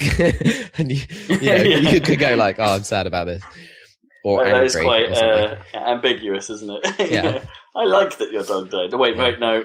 Yeah, but sad face could be just as ambiguous because it could be like Christ more, basically. Yeah, you can troll Just people put a with sad face everything. in there. Yeah, that's true. I don't know. You'd have to be quite cynical to take that as a Christ more. Sure. Well, it depends what the rest of the post involved. True. Yeah. Just the sad face by itself, you can probably like just infer that was probably the intention. That is pretty much Zach's go-to emotion of recently, especially in Rocket League. Well, god damn it, people just won't stop crying. You're just like, cry some more. Yeah, that was. I only said that one time because it was. That one time, it's happened a few times. Well, I normally don't actually say it to the other team. Oh, I might say it in voice to you. Yeah, that's true. You do say it to me. Yeah, you don't necessarily. Yeah, I think you've typed it a couple of times to like our teammate when the teammate has been a knob. But it was just that one game. Well, it was 2 games because we coincidentally played the same people twice in a row in rounds. Oh yeah. And they couldn't score. And they were like, oh, get the fuck out of goal, you goalkeeper. And it's like, cry some more. If you can't put the ball in our net, then maybe you suck. Then maybe it's a legitimate strategy. As we've always said. That is insanely stupid. Like, I understand it is insanely stupid. I understand people being, well, some extent. I don't think it's, I think it's stupid, but I understand why people are like, you're camping. You sniper bastards, stop camping. Which is stupid because it's a legitimate strategy. But like in a football game, expecting people not to defend is so unbelievably stupid. There's like nothing to that game as well. People will always complain about a frustrating tactic no matter what it is. And for some reason in Rocket League, that frustrating tactic is being a goalkeeper. Or just defending at all. Yeah, you kind of. I mean, that was what made that situation with that specific those 2 matches even more funny, is how we scored several goals by just punting it from the other end of the pitch when they were all too far up. Yeah. It's like, maybe if you had someone more at the back. Yeah, then this wouldn't be a problem, huh? Huh? See how well it's working for you, huh? Yeah. Chumps. I challenge you, chump. Yeah. And the other thing that annoyed me another time when I was playing Rocket League recently was like, I still hate people who vote forfeit when there's like more than 3 minutes of the game left and you're not 3 goals down. It's like, come on! You can really turn around real fast. Yeah. Just because we accidentally let in 2 lucky goals right at the start of the game doesn't mean you can vote forfeit and then leave. No. In fact, work for it, yeah. Now I just have a blanket policy where if I see someone vote forfeit and there's more than 2 minutes left on the clock, I stay the whole game out of principle. Hey. If they want to quit and take the penalty, fuck them. But I'm going to stay there the whole time and force them to stay if they don't want to take the penalty. Yeah, I'm kind of with you on that. I still think, if it's the last 30 seconds, fine. Yeah. Right? Like you can, but up till that point, there's still a really good chance you can turn it around. Yep, exactly. It takes 2 moments of madness by the other team, 2 3-player goal rushes. Yep, exactly. And Zach can do one of his break specials. Sure. So I take it you guys have been playing Rocket League. So we move into what you've been playing. Yeah, well, we haven't actually been playing any more than normal. I don't think I've got much to add this time. It's not like we really technically have. Well, actually, we played hoops. Yeah, we did play hoops. That is technically. We can talk about hoops. Yeah. Hoops is actually kind of cool. I quite like it. Cool. The 2-on-2 basketball mode. Yeah. So yeah, I don't know if we talked about it on air, but Zach was totally right that that it ended up being like the hoops have, they kind of have a net hanging, like a sloped net ramp hanging from them that only affects the ball and not the cars.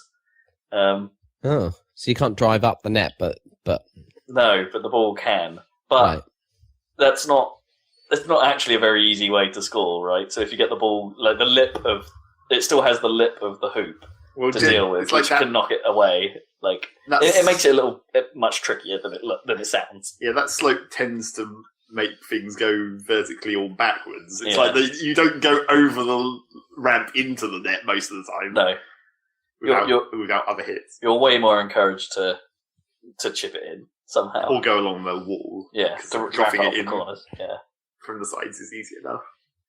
But the other thing that I predicted was also true, where it's like you have to go for the tip off, because otherwise you can just get scored on real easy. Because the ball flies up in the air at the start of the match, and if you just hit it straight, it goes straight in the net. Yeah.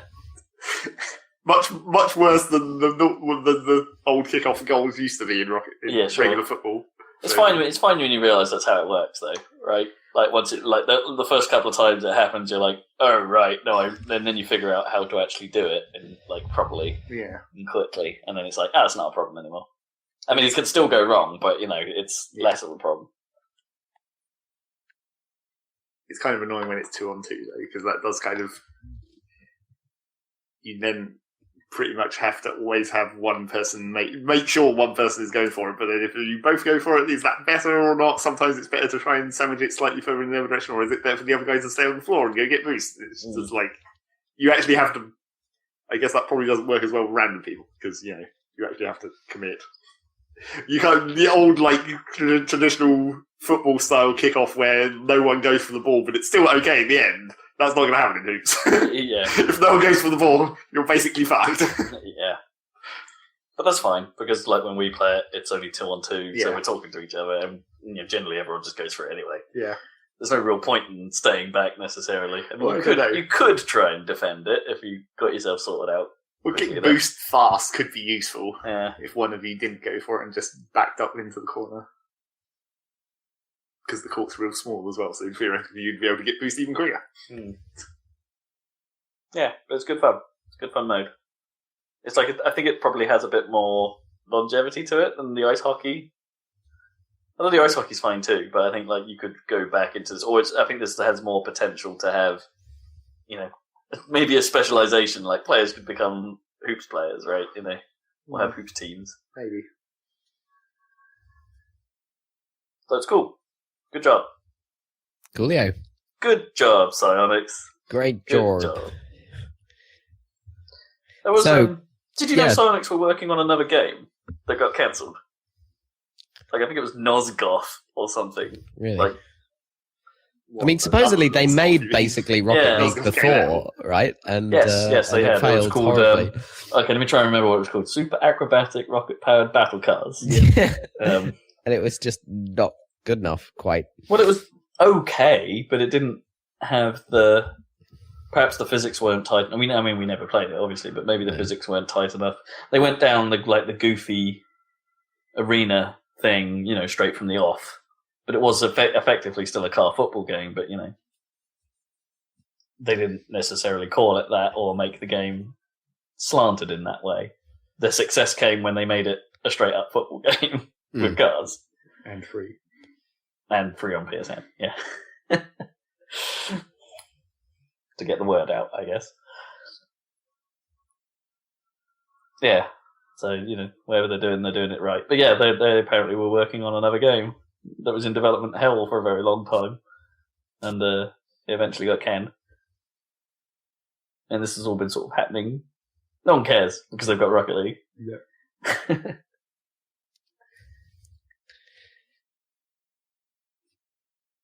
I suppose they made enough money out of Rocket League to fund several games if they wanted to. Just keep improving Rocket League for now. Yeah. Adding modes and shit. It's pretty cool. So what else you been playing, fellas? Yeah, what you been playing? Why don't you go first, Egg? Well, I played some more Factorio, of course. Yep. That continued. not the whole time, not as continued as it could have done, because I reached the point, like I suspected I would in that factory, where I was seriously considering starting over again because I'd boxed myself in too much, and there comes a point where it's like you don't want to spend the time to demolish half a factory just to move it like 10 squares further across. Yeah, right. Even with blueprints and automation and stuff where you can copy paste it almost. It's just like, oh, this is such a hassle. And it's just like things where you think you've planned ahead, but you haven't quite planned ahead. Like, I laid out my train station so it can accept all the different kinds of ore, and then I had a nice space that I left for the smelting. And it's like, no, I didn't quite leave enough space for the smelting. Fuck. Need more throughput. So yeah, I sort of semi-continued with that, but didn't really play it all that much. And I'm still waiting for the potential to go back into multiplayer again on that. So it's like, Sure. In some ways, I've kind of stopped in order to not overdo it. Did you get much further in Modland? No, it was just that same mod, the ridiculous, like, all the extra minerals and stuff mod. The complexity mod. Yes. And there's been some news posts about the next actual patch that's coming up, which is, it seems like the last 2 or 3 news posts about, or major news posts about stuff that they're adding in the next patch have basically been the devs post the news post, the community shits on the idea, and then the devs retract it. That seems to have happened several times over the last few major, like, adjustments. Like, the most recent one that is undecided whether everyone has shit on it enough for it to be retracted is, like, they're making a new type of inserter arm that can, like, scoop up multiple items at once. So it, like, picks up, like, 12 or something and does them all in one go. But in conjunction with making that, they also want to get rid of the old research bonus for which made all inserters basically got a bonus to stack size that you could research, but it only applies for when they're moving between chests or between machines. Right. Like, not onto or off of belts, which is what these new inserters do. They can scoop off of belts. Okay. So, and then, like, everyone's pissed about that because it's like, this is going to completely fuck with how my factory's laid out because I need the throughput of an arm inserting directly from one machine to another. But that's not the point, right? Like, while the game's in early access, that is not a... Like, they could be making a better game. Where the state of someone's existing game but it's not, shouldn't be a concern to. Yeah, but it is, because it's not that they think it's just that it's fucking with them. They think it's making the game not as interesting to play. And also, it seems like they're eliminating... Surely they need to see that in action before making that judgment. Well, I don't know, you can infer quite a lot from just the ideas of not having the stack size bonus on these things and only having them. It's like basically what people are saying. If the devs want to try it, the devs should be allowed to try it, right? I'm kind of against this attitude to some degree. Yeah, you can have your opinion in that, but I still think the devs should do it. If they want to do it, just do it. Like, this is the whole... We're in danger of touching upon that censorship argument here in some degree. And it's like, yeah, they're listening to the community. That's fine.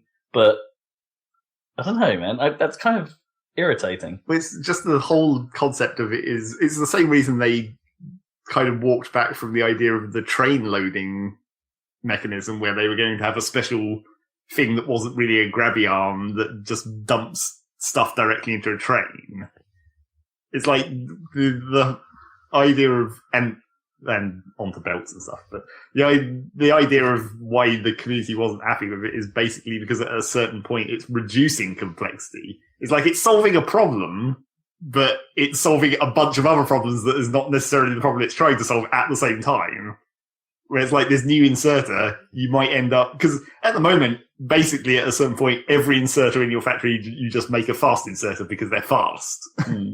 And that's a problem, because at a certain point, that's reducing complexity because you're not using any other options.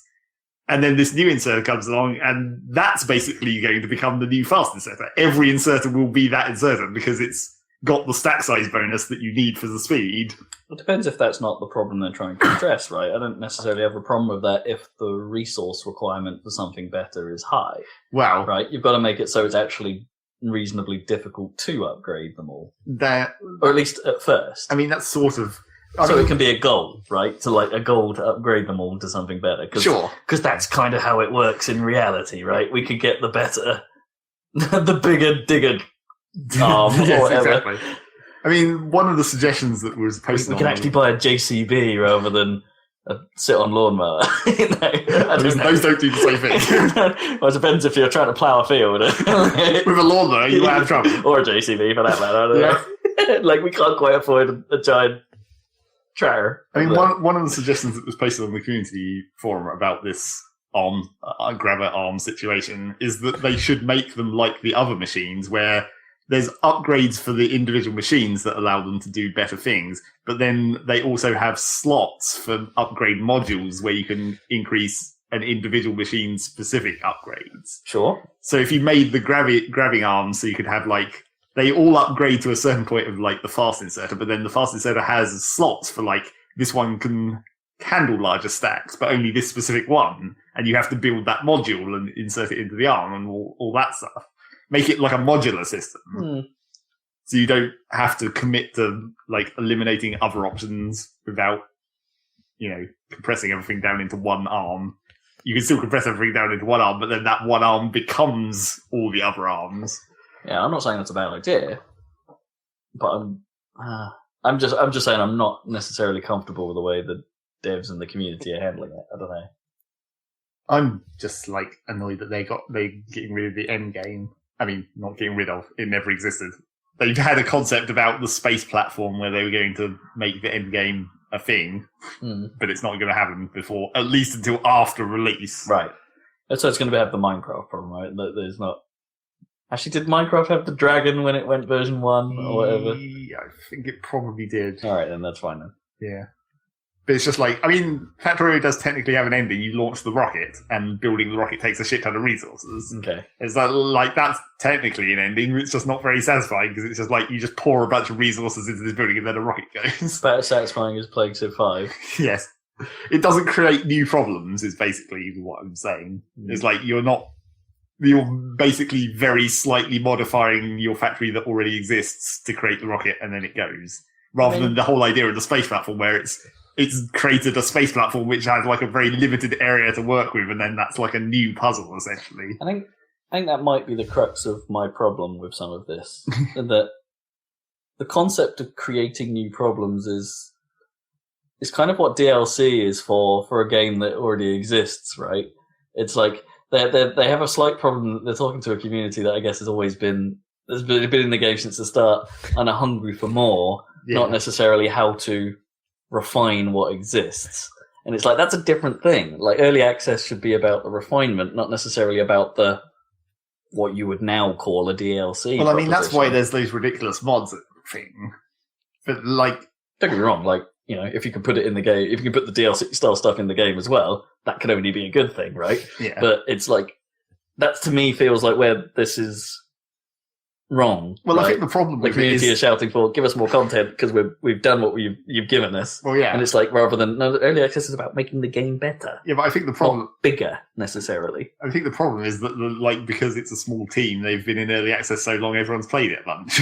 Sure, yeah. And I'm not saying that isn't what people want. I'm just saying that's not necessarily what the process is for. I mean, that's why those mods exist, is because, like, the dev team can't keep up with how much people are playing it, so the mods come on to add extra complexities. It's like, at some point, you just, like, hope that they'll... Well, I mean, they said they're probably going to implement Steam Workshop, so that will at least make it simplify getting mods in there, if they're not necessarily going to do the Kerbal method of just taking mods and actually putting them in the game proper. Kerbal updated as well. I think they upgraded to, like, a 64-bit version or whatever of the new Unity engine. Sweet. Does it supposedly runs better, but I haven't tried it, so I don't know. Does this mean we can get the Black Lotus? Yes, we see if the Black Lotus can record at more than a couple of frames per second. Yeah. I didn't play that. Can we even build that thing bigger now? Yeah, probably. Yeah. I didn't play that, but I did play Eve for a moment. What? It's Eve birthday, so I was like, oh, they're doing deals, so I can get in cheap for a month and just pop back in and see what's up. The first thing I did, though, when I went back in, apart from working out where the fuck I was and working out where I had to fly to in order to actually do anything. Because I was in the middle of nowhere and I was like, why am I even here? But once I started that off, while I was flying, I decided to try the science project thing that they put in Eve that I talked about before, I think. Where they put in the citizen science where it's like cell analysis. Yes, yeah. Sort of like the SETI did at some point. I tried that out. Tried doing some cell analysis. I don't get that, really. Basically... Like, mechanically, or what it gains you, or... Well, no, I mean, it's fine overall. I just seem really bad at it for some reason. No. Because it has, like, an accuracy rating where if you're better at it, you get more rewards, I guess, as far as I can tell. But, like, for some reason, I'm really bad at it. And I think it's just, like... It's an impossible problem to solve because what they're trying to do is they're giving you a completely unknown thing and then telling you to analyze it. And then obviously they have like set examples where it's like, we already know the answer to this, so this is how we determine how good you are at it by showing you this thing and seeing if you get it right. Yeah.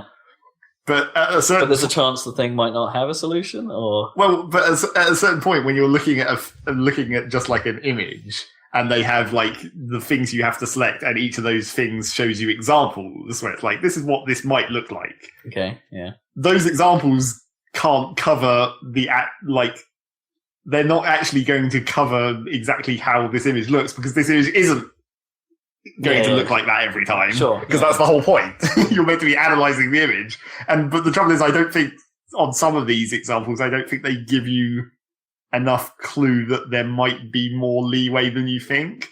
Like a lot of the times I'll not select something and it'll be there, but I'm like, that's barely there in that image. It's like I didn't see that because it's not a strong enough signature.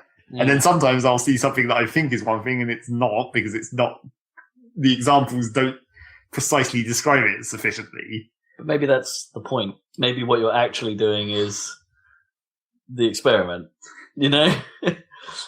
Who knows, like, really? I mean, they want to, the reward system might be, this could all be part of it, the experiment, right? The reward system is to try and encourage you to get it right, but maybe they're throwing, well, I don't know, because cheekily throwing you examples where it's like, okay, this one's actually really hard. And that's the point of the experiment. I guess that in order for that to be the point of the experiment, they can't tell you. Well, but it seems like what they're trying to do is weed out the, like, is to get, because you're getting these examples where the answer is already known. I think the idea is that you're meant to do those to increase your accuracy rating before they give you the totally unknown ones. Sure. Okay. So if I'm not even able to correctly identify the ones where they already know the answer, it's like, how is anyone? No, I see what you mean. So, right, they're trying to make you better than the computers. But I don't think the examples they've given tell you enough about it. Yeah. Okay. Yeah, that sounds less of like a psychological experiment than I was. Yes, I don't think it's a psychological experiment. Yeah. That'd be cool if it was.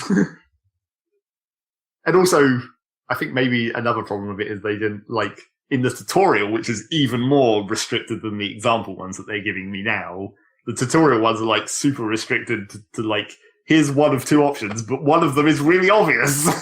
Okay. One of them is really obviously the right answer, and it's like, that's not really teaching you anything. They didn't give you enough tutorials of all the different options there could be. They didn't play the witness. Yes, exactly. They didn't learn how to tutorialize with no tutorial. So I messed around with that for a while and made some money, I guess. And also some research credits, which I have no idea how you redeem them. Presumably you have to go to a specific Sisters of Eve station, because I haven't been to any of them lately.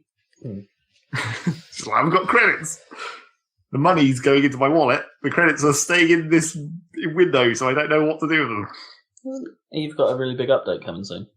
It's just happened with the coincide with the birthday, I guess. Right. They put in like giant player stations, basically. Oh yes, I know. I heard about that. Yeah. Yeah, I did hear. And there's a race to build the first of the biggest big ones. Of course there is. Because that one will get a special skin, and if it ever blows up, there'll be a permanent monument with the name of the corporation and all that bullshit. Nice. Cool. If it ever blows up. If it ever blows up, yes. Which it might, because it seems like a massive target, right? Yep, exactly. Didn't the cores all change names as well at some point? Like, they're not Goon Swarm anymore. Yeah, Like, Goon there's Swarm is someone on the else. down, right? And now there's like a Splinter Goon Swarm or something. Well, they Didn't it just- always had Splinter Green Swarms just because they were so big they needed multiple splinters to handle that many people. Right. They needed to form a hierarchy of subcores. Yes, exactly. Effectively. Divisions. Yes. Not the division, but And there was also, this patch also came with a big lump of other stuff, rebalancing modules and all the usual stuff that happens in EVE patches. Sure. And also there was a new launcher, so you can multi-box easier. It actually legitimately lets you have like multiple accounts linked to the one launcher window, and then you just click on each cool. of the account names to launch a separate EVE instance. Oh, so you can actually multitask it. Yeah. Like have multiple instances I mean, you of the could, game. do that show. before, but But it it was sounds- much more of a hassle. Sure. You don't have to break it effectively to get it to work. Okay. Although I couldn't get that new launcher to work because of the way I've had to reroute the path into the EVE files, because I didn't want it storing the files on C, which it does by default, and I was like, fuck that. And there's no way to, it's not an install directory, it's like the files it downloads off the server, it by default puts into a hidden app data file in C. Yeah, right. Okay. Or some shit. And I was like, well, fuck that. Because that file is like 10 gigs. Yeah. And I'm like, I don't have that much space on my C partition. That's for Windows. So I had to use a hard link to trick Windows into Oh wow. Yeah. thinking it's in a different place. Awkward. A junction Which was or something. Yeah, junction. Yeah. Which was a pain in the ass, but it worked. But the new launcher is not compatible with that. It doesn't recognize the hard link, and it goes, can't find the files, and then just doesn't launch the game. Oh wow. Is that even possible? I have no idea why it does it. Huh. It really sucked. But luckily the old launcher still works, so you can choose which one you want. Basically the old launcher is technically it's for Windows XP. Oh, I but see. it will still work on 10. on newer systems. 7 on 10. Yeah. So it's alright. Huh. So they're keeping that alive. They're keeping that alive for XP users. Well, XP users on Shader Model 3, they got rid of Shader Model 2 a while ago, and that pissed a bunch of people off, of course. But that's really surprising that they're bothering with that. Like, hasn't everyone moved to 7 yet? You really should. Not everyone likes 7 or 10. You don't have much choice. Can't stay on XP. Oh boy, right. No. You totally could. No, You don't do that. you really shouldn't. Not recommended by the Saladcast. Windows XP. 10 is fine, Zag. 10 is absolutely fine. Although I would probably install it clean if you're going to move. Yeah. Oh, you're running out of time, though, for the free upgrade, right? It's like July, so Yeah. otherwise it'll cost like $110, or what's that, like Yeah. 80 quid, probably? Normal OS price, but yeah. Yeah. Is it that for the Pro version? No, I know, I don't know. I don't know. I So if I think do that it was- again, I'm gonna have to get Pro this time because I want Hyper-V. And Because you want non-bullshit. Like, it was there's the stuff same... missing from 10 Home that wasn't missing from 7 Home, And there was already And stuff and missing that's- from 7 Home that was Yeah. like, Jesus Christ. and that's a bit of a. It's irritating. So, yeah. Like, yeah, Hyper-V and what is it? Whatever Microsoft's virtual PC thing that was kind of baked into 7 was. Yeah. Or, you could get for 7. Or language facts. Oh, language packs work just fine. I think it was like with 7 Home you couldn't have some of the like non-Unicode language packs like Japanese or something, or one of the different Chinese ones. They weren't in Home by default. It was just like, that's weird. Here we go. So, Japanese is very rarely installed by default. Well, I Like, didn't mean maybe it is now, installed, I meant but like yeah. enabled. Like you Okay. couldn't get it. So after July 29th, Home will be £99 and Pro will be £130. Yeah, that is expensive for Windows, but that is way more expensive than 7 was to get hold of, Yeah. like a new copy. Mm. I think mine cost me 60 quid. I think when I picked it up for this machine. Yeah, maybe OEM will be cheaper or whatever, Yeah. Oh, maybe. Yeah. But I'm gonna get a new license and do it properly for the next machine. Like, Yeah. so I want Pro. I want me Pro. Get your Pro. Do we know when that new Nvidia card's coming out? That one is flagship, so that might not be the one to get because it might be like a Titan replacement or something.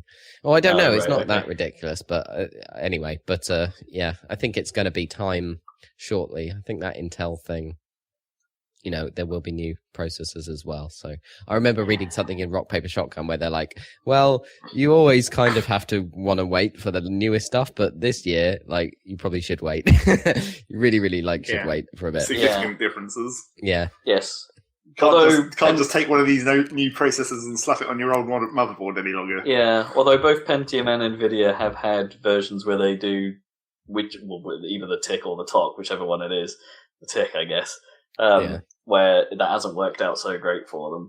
I had an 8800, remember, and that was a terrible crap show of driver problems when that thing launched. A powerful card, but boy, the driver support was bad for a long time. And I think Pentium have had some history of like when they first do a new style of chip, that those chips aren't so great. Intel, you mean? Pentium has been retired. Sorry, but yeah. It's my i7 chips are just fine, but they do run very hot, and always have done. So there's always a downside, like almost always a downside to the latest and greatest, and then they refine it. I have to say, in terms of GPUs, this 970 that I've got is like a ridiculous sweet point spot of like, it's just really great. And it wasn't that expensive. It just seems to eat stuff up pretty much. Yeah, the 70s are always or it used to be the 60s were a good spot to go in, but now that seems to be the 70s seem to be that nice one. But they do lag behind. Like the 70s don't come out for some time, or sometimes the lesser versions don't come out for quite some time after the top end, the pro version. So it says NVIDIA's GTX 1080 is faster than the Titan X. So that's I guess that's a replacement for the 980. So maybe there'll be a 1070 that'll be cheaper. Well, as long as the price of the 1080 matches whatever the 980 Ti price is right now, then that's fine, right? They can't, because that thing's like 600 quid on it, the 980 Ti, I think. Yeah. Might not be that much anymore. So maybe this announcement will drive down prices, so then the new one will come out at I was about to say reasonable price, but graphics cards are never that reasonable. So the 1070 is June 10th. Okay. So the 1080 is May 27th for $599 US. And the 1070 is June 10th for $379 US. Wow. Okay, so that's not far at all, and that's a reasonable price bracket. So the 1070 is also faster than the Titan X. There you go. Wow. So the 1070 is going to be the card, obviously. That's a jump. I mean, I know they were saying that they've come up with some stuff that is going to cause big jumps for their future performance, but that's a big jump. Yeah. I think that will be the card, unless AMD's stuff is somehow amazinger, but I doubt it. Amazinger. Amazinger. Is that like a really tasty bit of KFC? Yeah, exactly. An amazinger. So there's one more thing that I played. What else do you play? I was convinced, sort of, except not really. Sort of. I never convince you of everything. Yeah, it wasn't you. I was sort of convinced to try the Overwatch beta now that it's I knew it. Right, okay, I need to know this. Steady yourself for the complaints. Yeah, here we go. So, I've got a nice arse groove going here. Get a cup of tea maybe for the. Well, basically, I don't know what everyone's fucking shitting themselves about. It's not that great. Woo! There it is, folks. You can all relax now. Is that it? Well, no, I can go into a lot more detail because I probably Please do. Well, the first thing to say about it, which is the thing that automatically just makes me think that there's not really any point in buying it, is... That's quite significant. Wow. It's coming out on PC slightly cheaper than full price. It's only 30 quid on PC. All right. Console versions are more expensive. But at launch... At launch, it's... Well, in the beta and at launch, because it says in the FAQ where it's like, how many maps are there going to be? There's 12. Well, that's okay. And they're minuscule. No. They're like, basically, I mean, there's going to be a lot of comparisons to Team Fortress, but imagine a Team Fortress King of the Hill map. They're smaller than that. Or they feel smaller than that. They're probably technically about the same length. It's just that they're much more enclosed, and like sight lines onto the point are almost non-existent. So you're basically fighting in like this 10-foot square that is the point most of the time. I guess the what you call it, the TF2 design has the benefit of being, the levels, because of the nature of the game types, have to be quite big. Yeah. And like the payload equivalent in Overwatch feels like maybe a payload race style length, like 1/3 of a regular payload map. They're not very long, and also not very complicated either. And the payload is fucking gigantic. Also, it like you're driving it down a regular street, and it's taking up the entire street, and it makes it very difficult to fight around it because you can't see anything because it gets completely in the way. So yeah, I mean, it's fine, but it's not amazing. Will you get convinced to purchase it by this other person? Are they into it? They might be. Are you just the weird outlier in Overwatch world? They might be, but it's still only one person. Sure. So that might not still be enough convincing. How long's the beta running? Do I need to try it? It's a couple more days, I think. It's not very big. It's only like 6 gigs, so you can get it pretty quick. But yeah, and also like I'm not that much of a fan of the character design or anything. I don't think it's that great either. Winston's cool. And also it's just like it's a thing that I wouldn't have thought was such a. You could talk about TF2, you talk about the classic thing right at launch where it's like, the character outlines are very distinct and it makes, all the characters have this precise way you can determine which character it is just from looking at it at a distance. And it's like, that was a psychological thing that was just like, yeah, sure. I mean at a psychological level, that does work, but you don't notice it, really. Yeah, it's sort of true, but it's not necessarily the selling point, I don't know. But in this game, I barely know who I'm shooting at most of the time, apart from the big dudes, because they're big enough that you can tell. Right. When it's a normal human-sized person, virtually impossible to tell them apart at any range. And also because, most of the time they've got a red highlight on them because they're enemies and they're blurred and there's particle effects going everywhere. And it's like, can't tell what the fuck I'm shooting at. It's moving, so I'm shooting it. and I mean, part of that, I think... Does that really matter? Just move and shoot at it? I think part of that is just because, the character designs... It's like, if they're not an actual robot, then they always have robotic limbs. And it's just a mess. It's just a mess of, jagged robotic limbs and, extra glowy bits for no reason. And it's just it's not very visually distinct between anything. And the backgrounds are all, the same colours as the people. And I just don't find it to be, that much of an amazing art aesthetic overall. I mean, it's nice. It's quite colourful, which is nice, I guess. It's not Team Fortress where you're in brown canyons all the time. I mean, that was fine in Team Fortress. Well, yes, because you can see the red and the blue against it. Yeah, not too bad. Exactly. And then there's the heroes and the abilities, and that wasn't as much of a problem for me as I thought it would be. Except the reason it's not so much of a problem is because 75% of those characters no one ever plays. Right. So you don't actually have to learn 16 or 20 characters. You only have to learn 6. The ones people care about. Weird.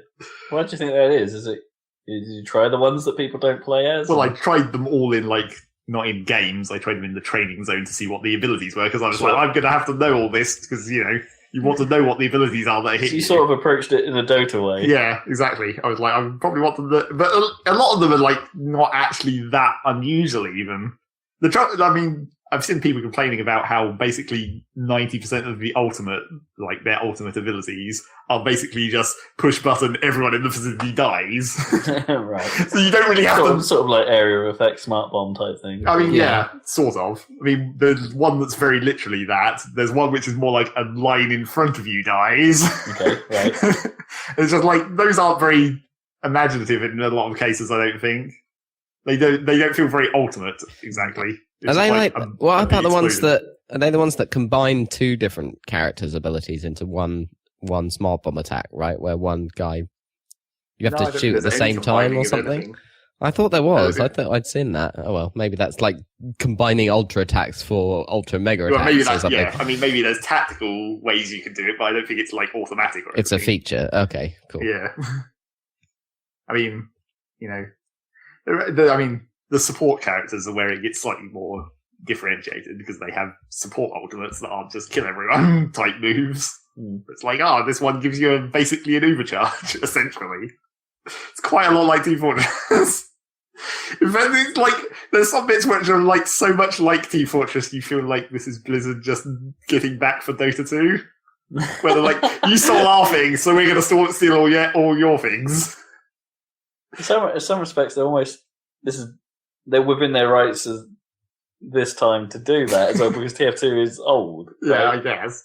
Like, whereas Dota was still, well, I guess when Dota 2 came out, Dota had always just been the mod, right? But it's like you've got one of the sniper character uses a bow. Mm-hmm. The other sniper character, when you scope, it charges up the shot to 100% over time. Okay, sure. You've got the equivalent of the overcharge on one of the medics. You've got a medic with a medic beam, which is the other medic. Right. So the other medic can't do both. Well, the overcharge style medic is basically he doesn't target medic. He has like area of effect medic, so it's less powerful, but it can hit everyone in the vicinity. So it's the same game, but they're just dropping loadouts for base abilities. Yeah, effectively, and not enough. Like even is that in theory supposed to make like the style of play of a medic different? Because like you could argue that is what a problem of TF2. Well, that's why you could see one guy from afar, and it's like, is he a bow or a rifle sniper? Sort of, I guess. I mean, that's why I was playing mainly the area of effect medic, because then you don't have to worry about the medic beam. I mean, the area of effect medic's actual gun sucks. So you're basically just spamming and hoping to hit things, but I mean, it's something that's not shooting a medic beam at a guy all the time. Yes, yeah. You can still do stuff. Yeah. I still quite like medic gameplay in TF2 with the beam. You know, yeah, it did get a little tedious at times. Yeah, it's not the most fun way to play that game. I mean, it's effective. That's the trouble. It's effective. You get a fuck ton of points. Yeah, you do. But yeah, I mean, like, it's a lot like Team Fortress, and it works fine. There's just not any content, even with the relatively large number of characters, which I thought was going to be a problem because no one plays as most of them, and it feels like most of them aren't that, like, the ones no one plays at, you can see why. Right. If you try them, you're like, yeah, this is weird and difficult. Why wouldn't I just play this easier character that can get kills all the time? But then if you play the weird and difficult character and master it, does that work out beneficial? I mean, maybe at some point. Some of the abilities just feel so, like minuscule in their effect that you're like, why am I even doing this?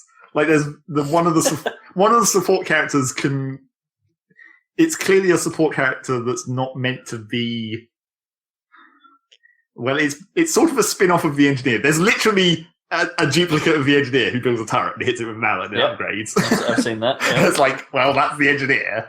But there's this other support character that's sort of like that, except you create mini turrets where they have a lot less health, but you can create tons of them all over the place and like stick them to walls and stuff. And it's kind of cool. You can like hide them basically is the idea because they have such low health. Okay, yeah. And that's the character. Their ultimate is to basically build a teleporter. Oh, that's their ultimate. Interesting. So that's their ultimate ability. Isn't that like the little sentry turret things or whatever? What are they for the battle? The mini sentries, I guess. Mini sentries, sort of. But then that character has their other ability, like the fast recharging ability, I guess you'd say, like their quick ability, is to give people shields. But it gives them like, let's say, a tenth of a normal person's health bars of shields. It's like 1 bar of health's worth of shields. And you can only do it once per life of that person. Oh, wow. And I'm like, okay, that's quite is that weak. really, like, That seems like nothing. That's where you balanced it. Yeah. Yeah. That sounds bizarre. And it's like, at that point, it doesn't feel worth doing. Yeah. It's like, I'm wasting my time to look at you and project this shield onto you, but it's like, so, I mean, But then are they technically... looking at things like the soldier's abilities, like, the conch or whatever, and thinking, that's not a great buff, or the buff banner even. Like, is that really that much of a buff? Well, And that this is just that? I mean, technically, the buff banner can be effective, but that requires more coordination. This is like a solo thing because you're putting it on someone and they don't have to do anything. I guess they don't have to stay near you to get that. You're just passing it off onto them and then they go. But it's like it feels like you're not. Can you stack it? Like just keep No, clicking. it's like literally you can only do it once per life of that character, and even if they lose that shield, you can't put it back on them. It just tracks that they've had it. Right. Oh, right. So it's not you can't do it once per your life. It's that you can only attach it to that person once on their life. That seems Really weirdly weird. overcomplicated. Yeah. I didn't understand why they chose to do that. And then there's other abilities where, like, one of the other heavier classes has a shield that they can put around themselves or an ally, and when shots hit that shield, it powers up their weapon slightly. Ooh, interesting. But that shield lasts literally like a second. Huh. So it's such an incredibly tiny window, and it's got a recharge time of several seconds because it's like a skill. Yeah. It's like such a tiny window to get that damage absorb damage bonus effect. It feels really like you're not going to remember to do it. Or you're going to try and save it too much. Where you're going to be like, when is the major attack going to hit me? When are all these bullets about to start flying? I could see that one being a bit more useful. Yeah, I could see that being, like, you wait. Or If you're using it on a heavy style character, say, it's like suddenly when you notice all the fire is being drawn towards them, fire it for a bit, and it might let them. Well, yeah, but 1 second of it. Yeah, but it benefits you. Yeah, I guess. Right? You do it. You do it like you do all shooter games. You do it selfishly. Yeah, I mean that is the other problem with like the classic team coordination problems. It's like if people aren't going to the fucking point, you don't win. Surprise! Does it rely way more on that, do you think, than TF2, or is it just like? Well, it's because it's 6 on. So what are the team dynamics? I'm not. I actually know quite little about this. Like, so is it like how big are the teams? Well, it's 6 on 6. Okay, so it's reasonable size. Yeah. It's size to the size of the levels, I guess you could say. You wouldn't want more people than that in those tiny ass levels. Sure. Yeah. But it's like the thing that I thought was weird about it is like the survivability is quite low. Because I thought if they were going for a MOBA style thing, you'd have like quite a lot of health to give you a chance to push in and retreat and like. Yeah, it's not just going to be like a single shot, single kill. But it really isn't. It's like you can almost get one shot, especially by the snipers if they headshot you. I mean, obviously, that's how snipers work, I suppose. But it wouldn't be very satisfying to be a sniper if that wasn't the case. I guess. But yeah, even the heavies don't. Initially you're like, oh shit, here's a heavy, and look at his health bar, it's got a fuck ton of health. But you can grind that down pretty quick, even as just a regular soldier class. But then TF2 is pretty. I mean, sure, but then you can be killed pretty quick in that. When you're not like Call of Duty though, is it? Like in terms of no, it's not like brutality, two bullets will do it. Yeah. But when you're in the 6 on 6 dynamic where you sort of do have to have team coordination to make a push and that kind of thing. The fact that people die so quick. The trouble is that, I guess it's just the trouble with people not knowing what the fuck they're doing at a certain point, is that, there's no point just pushing in by yourself. You just die. You have to have, and, if you've made a push and, 4 out of your 6 of your team have died, there's no point in the other 2 people pushing, just retreat. Yeah. Well, maybe it's quicker for them, right? Is it, to die and then start again? I guess, but you're not making any, benefit to your team. In fact, in some cases, you might be making a negative because you might be powering up the other team. Sure. That's a good point. So is there any of that sort of from MOBAs, levels and experience? Or? No, there's no, leveling up at all during matches or afterwards. I mean, you have a level on your account, but that's just for, unlocks, I guess. I was wondering if they borrowed that from Monday Night Combat, for instance, or you've got enough points to upgrade your abilities as you go. Nothing changes during the match. I mean, I suppose that makes sense because you're encouraged to swap characters as you go, aren't you? Yeah, and that's another thing that's sort of weirdly annoying. Like, I mean, obviously that's another thing that people don't get is the idea of switching characters a lot. Oh, we're misbalanced here. We need to switch to adjust. But the thing is, like at the start of the game where you're doing your initial team selection, it has a little list at the side of the character list that tells you like how balanced your team is. Where it would be like, there's no tanks, there's no snipers, or you've got too many snipers, or stuff like that. Mm. So, like, in that initial phase, you're like, okay, let's make a nice balanced team, more or less. But then that doesn't stay that way. Well, no, it's like that's like encouraging you to not change characters. I guess. It's like we've made this balanced team because we had a moment to think about it at the start of the game before anything was happening. But then if that team isn't working, then is that your cue to change, or is it not a problem with the balance of the team, or is it just a problem with the players? Yeah, is there enough of a need for, say, I guess, are they trying to encourage you to say, okay, you're the tank for this game, do you swap just between other tanks? Like maybe this particular tank is mismatched against their sniper right now, or maybe. Are certain is that how the rock paper scissors works? Right, like that certain different types of tank are weak against certain different types of the other class types. I don't know. Maybe there was one game where is it Pokemon? I don't think it's nearly as cut and dried as that. I don't think there's nearly as many hard counter type stuff. You see you just shoot at things and they die eventually. You see that this is a sidetrack somewhat, but I didn't realise quite how powerful Halo 5's Forge was. Right. There's a video of someone making a Pokemon themed level. Yeah. With like crudely built statues of Pokemons and stuff. But it turns out you can actually do rudimentary logic programming in this thing. Okay. So, like, it's quite incredible, like in some respects, because it's like it's a 2-player map. Each one spawns on their own platform at either end of this arena, I suppose, and you get 3 pedestals in front of you, like of red, green, and blue color, and that of course spawns Pokemon of the corresponding types. So, like, you can pick a fire Pokemon or a grass Pokemon or a water Pokemon, which I think are, of course, Venusaur, the standards, Blastoise, and Charizard, I guess. Yeah. And that then becomes a rock paper scissors game. Right, complete with rudimentary animation and everything. So, like, you like if you pick Venusaur, for instance, it'll throw bits of like a grass texture or something across the stage at the other person, and if your Pokemon wins the fight, which is again rock paper scissors style mechanics, there you get given guns to then shoot at your opponent across on the other platform. That's kind of dumb. Why wouldn't it just kill ball them or something? I mean, come on. Yeah, I don't know. Maybe that was the only way they could get it to do points or something. Maybe there's a limitation there. Yeah, I guess if you don't damage them, it counts your kill. So. Yeah, and then the round ends because it's programmed like they need to reset. They're using Crossfire basically to is it Crossfire? Whatever the sort of their competitive mode is. Right. Their high lethality competitive mode, as they call it. To do it. So the round ends and it starts again, and it's like you can do that. That's kind of cool. Halo 5 Forge. Yeah, okay. Random aside over. I don't think I have much else to say about Overwatch. I mean, I should probably go back to Halo 5 and check in at some point. Just saying, like see what's actually changed, what's new. Probably should.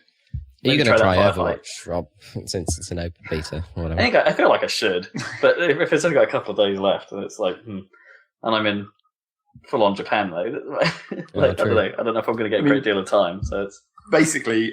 It's like I played Overwatch for one evening and I feel like I'm done. It's like I don't feel like there's anything new to see. I've seen all the levels and all the characters, and I know more or less how the games go and like what characters do what. Maybe Monday night we give it a try. Maybe we do some Monday night combat. In Overwatch. Yeah. And that's another thing that there's no creeps or anything. There's literally just you in the level, so there's no MOBA comparison on that. It's not a MOBA. No, is it? It's TF2, except not as good. So, that's the question of, like, will it last at all? The real question is, I think it might, because people, for some reason, go batshit about Blizzard. Sure. And also, I guess it's like, if you're only on Battle.net, I suppose it's a thing that you could launch through Battle.net. I guess, yeah. And it's a new IP as well, let's not forget. It's like, it's it's a new whole universe for Blizzard, right? Well, it's not. It's that sort of stuff doesn't happen very often. I guess, but I saw some people were saying things. It's like Nintendo coming up with Splatoon, right? I It's like, holy crap, new stuff. I saw people saying things like, this game is basically just a cutting room floor thing, where it's like they had this Titan project that got cancelled, and they just made this out of it, and they were like, well, let's just put this out and make some money off the work. It doesn't seem like a thing that they're going to make a big deal of, necessarily. And I mean, 12 maps. The question is, what's the post-release content going to be? Yeah, what's the cadence of new content? Because new characters wouldn't solve the problem. The maps are the problem. Yeah, you're probably right. But then, don't forget, TF2 launched with 6. Well, yes, that's true. But on the other hand, it was part of the orange box, yeah. So no one really cared. TF2 was technically like a £5 game, technically. Yeah, I guess. And now it's free. Yep, now it's free. Wow. You still have to spend some money to get real TF2. Free-ish, yeah. Technically. Free-ish, yeah. Spend a couple of quid. Get yourself a hat. I don't expect that I'll be buying Overwatch. Had to make a phone Battle.net account, so now I've got goddamn another fucking random thing to launch games on my system, along with Origin and Uplay. I don't think I have a Battle.net yet. I don't think I have any need for it. You do have StarCraft 2 in your house. Yeah, but never played it. As much as Kip has tried to get me to play it, I kind of couldn't give a monkeys. It's like, I know that's a game I'm not going to. Well, I don't. For the single player, mate. Single player, I might get into, but there was a point when I tried. A point more recently than 15 years ago that I tried to play StarCraft 1 single player. But I couldn't. That was hard. Couldn't beat the last mission of the human campaign. I didn't get that far, man. StarCraft 1 was hard. They had a bullshit difficulty spike on the last mission of the human campaign. Yeah. Or did I get that far? Well, it might have been the last. It was kind of traditional to have. I just jumped to the Zerg now. Giant difficulty spikes on the last mission, though, wasn't it? Even Command and Conquer was pretty insane at the end. Yeah, but it was a real bullshit one in StarCraft because it was as much as I barely remember it, it was up to that point, it had just been the standard sort of RTS progressively more difficult type of stuff. And then in this last mission, it does the classic, super restricts how many units you get and, limits your resources and then makes you... Because basically, in the humans in StarCraft, it's all about the science vessel and you're shielding everything. Yeah. And, medics and repairing your damage over time. So you have to keep this small cluster of units alive. And if your science vessel gets blown up, you're fucked. So, not fun. More like things in those games, it's like the retry times, right? I suppose you could... Can you cheese the single player a little bit using save states or save games mid-mission? Yes. If you remember. Yeah, I suppose. Although probably, it's so old, there's no quick save. Gonna have to hit escape. Bring up a menu, type in a file name. Just remember to do it every now and then, yeah. So anyway, that's that. We've talked about Blizzard, I suppose. Yep. Blizzard down. I saw you've been playing some more Metal Gear, Dan. Sure, yeah. Well, I was hoping to get to the first credits or whatever by the time of this podcast, but I haven't managed to do that, annoyingly. But I got a bit further into, because like I said, I was at where you meet the man on fire again at the Devil's House or whatever. Sure. And that's kind of where the actual story stuff starts kicking in, as you were saying. That's kind of the end game kind of starts from there, really, in terms of what's actually going on. So I'm into that now. So I just did the mission rescuing or whatever, grabbing the Code Talker guy or whatever. Oh, okay, right, yeah. But I haven't done the subsequent that mission, boss battle. That sniper segment had me stumped for a long time. Yeah, I kind of... And until I realised you could just sprint through it. Yeah, I kind of just ran through it. If you I climbed up the cliff and Yeah. Well, I didn't even go that way. I basically just charged right through the middle, and if you just keep diving, they have a real hard time of shooting you. Yeah. So I didn't manage to beat or Fulton any of those guys, because I'm still on non-lethal as well. So actually, you might not be if you unlocked the ability to even Fulton skulls. I think there's a... I think you need the cargo one or something. To Fulton them. Yeah. Is that right? Not even that. I think there's actually something else you need. I've got to be able to do it. I haven't done the research, but I've unlocked filtering of children or whatever. Oh, okay. Yeah, I don't think that's relevant, but that's a special ability, so maybe there's one for the skulls. Yeah. Anyway. Yeah, I think you need something else. Yeah. So my general problem is like I just didn't recruit enough people for Mother Base from the start. Like I wasn't filtering enough guys basically because I was like trying to get the quality of guys or whatever. Yeah, but I think you mainly just need to Fulton everyone, and it gets worse at the end of the game because first you unlock the forward operating bases, which adds another team, the security team, which then depletes all your other teams because everything gets shuffled around. Well, you need to take it out of your assault team mainly. Yeah, pretty much. Skill. Exactly, but in general, you kind of have less guys because you need to fill up another team. Not that I really got involved with that too much. I just put all my crappers into the forward operating base and just kept my assault team as my elites. Was the elite guys, yeah. But even so, sending them on the missions and stuff. Not enough guys or whatever, and then of course there's a story thing that happens that starts reducing your available guys at Mother Base. Yeah, that's fun. Did you figure it out, or did you have to look it up? No, I did. The game sort of encourages you to carry on, but you can, but also like, can you quarantine people, and all that as you go? Yeah, it takes several missions before you resolve that, and it does. It takes quite I'm still not got to the end of the what happens the thing, but I did figure out how to do you said quarantine, so I haven't figured out. I haven't got to the end of the outbreak or whatever. Okay, but I'm getting there because I've got the Code Talker guy, so I imagine he'll sort it out somehow once I rescue him. I didn't figure it out. I checked along those lines, but I didn't. Well, the thing is, like, I didn't get it right at first, and it's like, oh right, no, I did end up having to look it up because I got highly confused. Well, I knew what it was that I knew what to look for. It's just that there's like 3 different modes of the staff screen. And only one of them shows the relevant information so you have to like get lucky and flick between.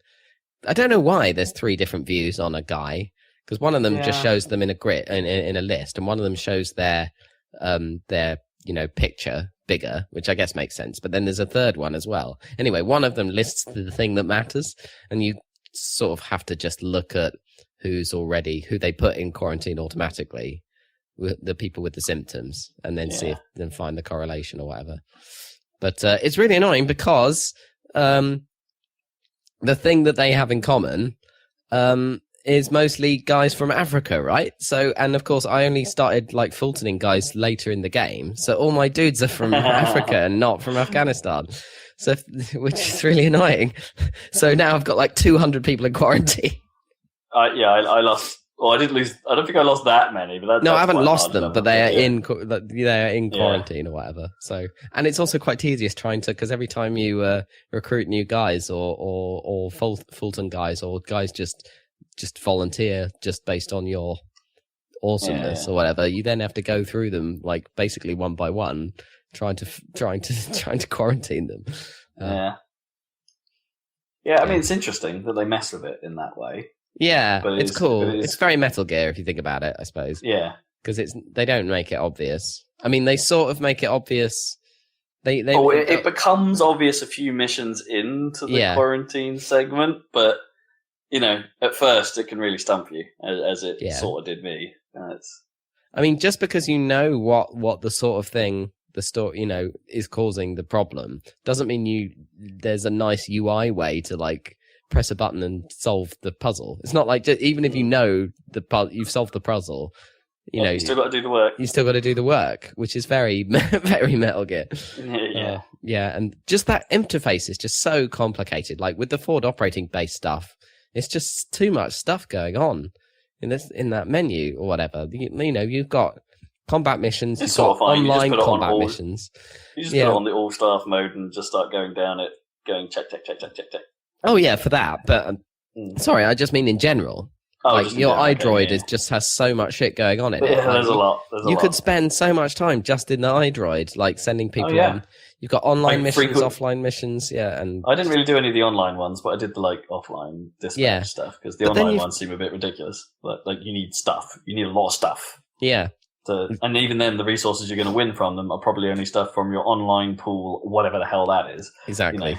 and I've got there's a special currency for the online stuff that I can spend on, like the reducing MB coins. the MB coins and the gross military products or whatever, and it's cool. But I wonder if, like, for me, it's a bit too much, and I kind of want to get back to sneaking sometimes. It is too much. But I don't know if you can spend. You're right. You can spend so long just going right. I need sort of dispatch team. Right. Oh, I'm nearly at my staff limit, but I can't really afford to expand yet. So let's like send home all my crappers.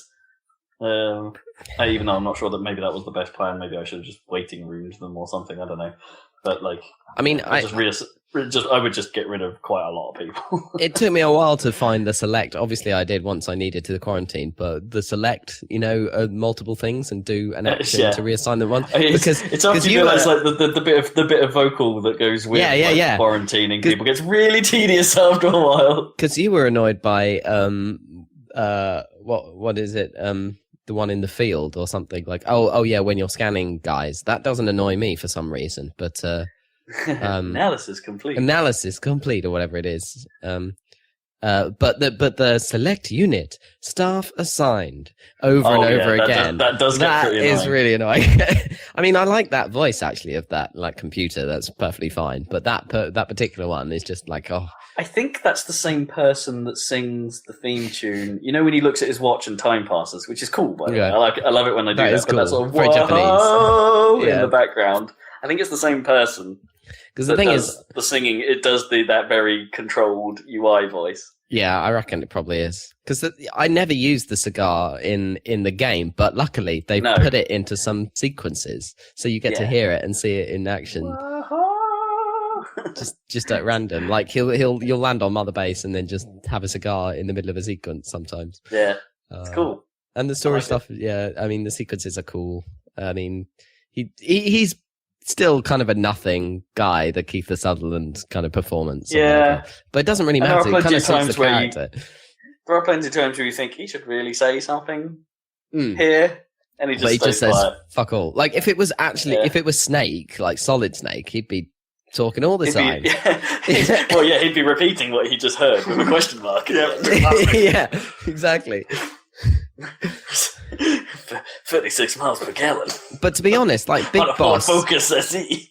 Big Boss in Metal Gear Solid 3 is basically Solid Snake. Like he's really talkative. Like he chats all the time to like when he first meets Revolver Ocelot, he's going on about you've got the wrong technique with your gun or whatever, and so that's a bit weird. I think it would have been better if like Big Boss had always been like different to Solid Snake, even though they're genetically the same. Yeah, I guess.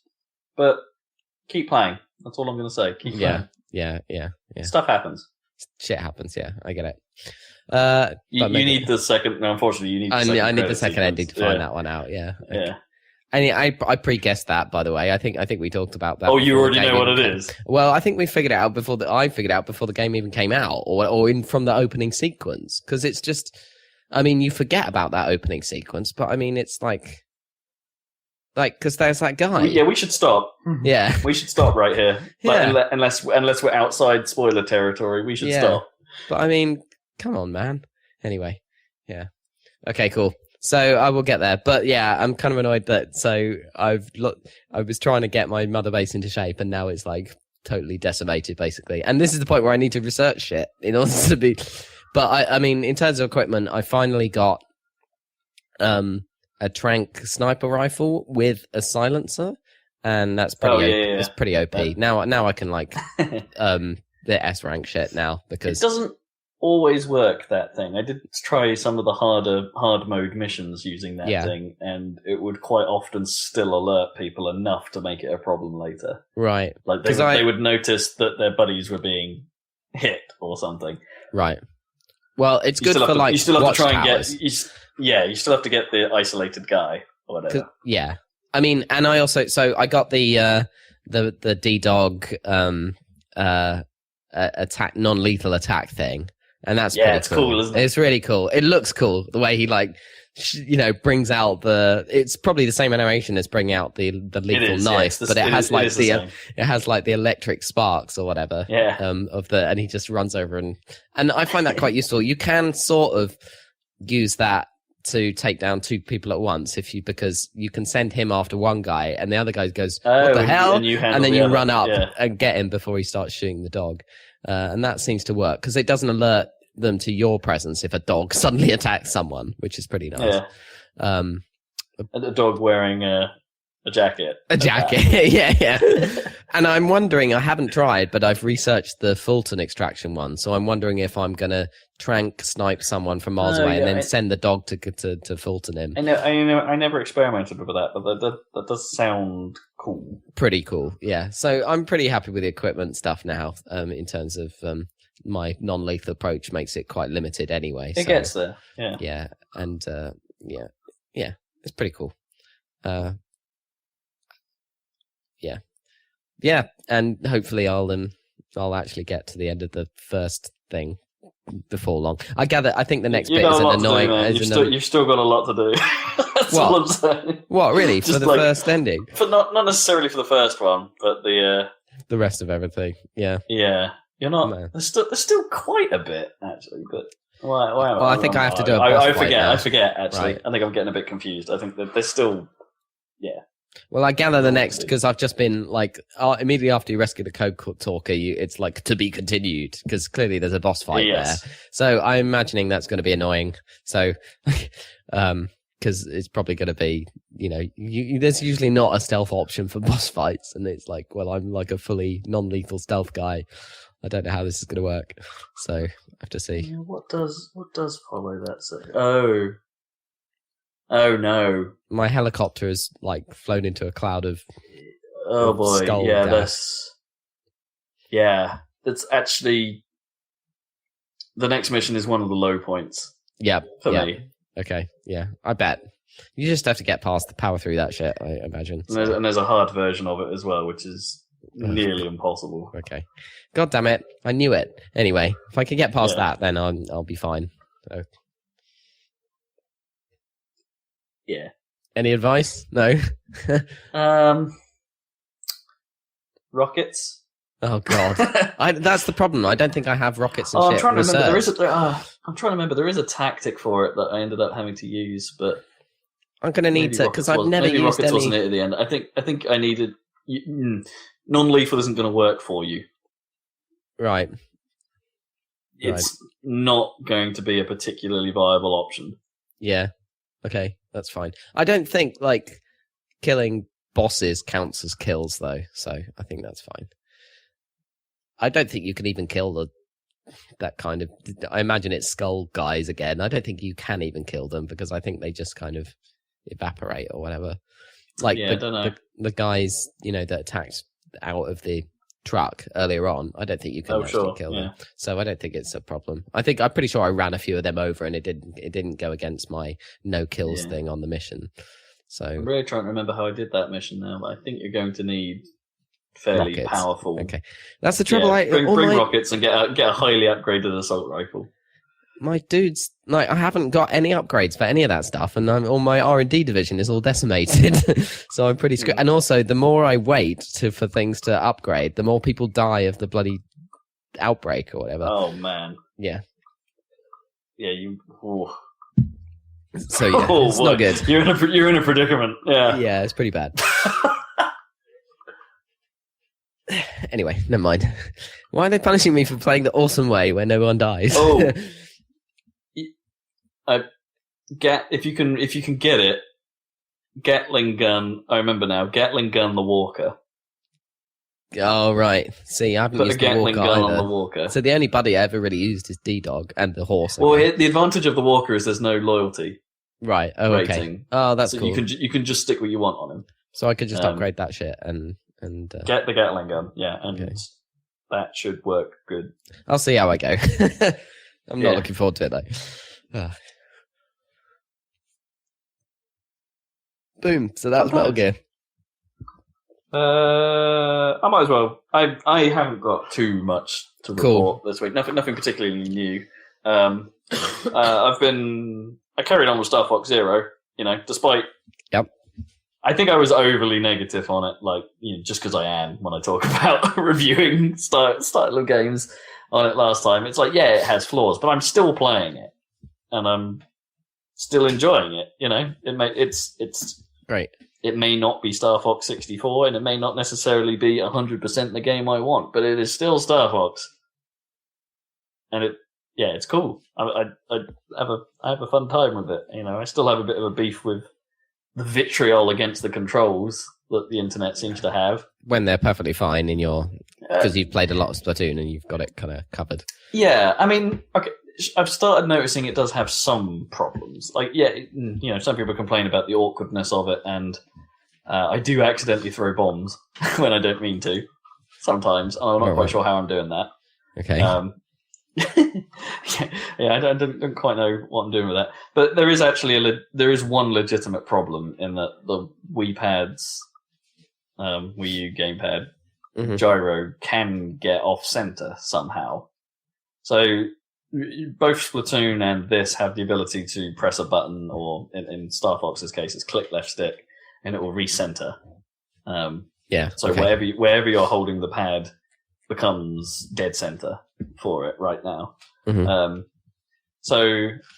are sometimes we will do a movement and you'll notice it's especially the left-right sensing doesn't seem to necessarily stay fixed, right? It seems to lose its way a little bit, so your cursor might end up drifted to the left or drifted to the right a bit. But just when things aren't too busy, get comfortable and click the stick. Problem goes away. Cool. It is a problem. I can't defend it all that much, but it's solvable, which is probably why they make such a big deal of the recalibrate button during the intro sequence. Right. They actually make you recalibrate it to before you start. But yeah, it's a cool game. I've discovered all the secret levels now. I did have to. I confess, I did have to look up how to do one of them, and I don't think I would have figured it out. Without looking on up. my own. Yeah. Yeah. It was just. I don't know if I should say it really, because I don't know. I guess it would be cool to figure it out, but it basically used a function you don't really use in the rail levels, right? Because you have no need to. But there's this one occasion where. Well, there's this one. You do it. There's two places you can do it, and it leads to something. And it's okay. I wouldn't have guessed that. Nice. But I think I've worked out what exactly I would want from a Star Fox game. If they were to try this again, because I've played through the arcade mode now, and the arcade mode in this is it tries to make you do the Star Fox 64 style one run approach. Right. Yeah. But they've added the ability to save between stages, which is nice.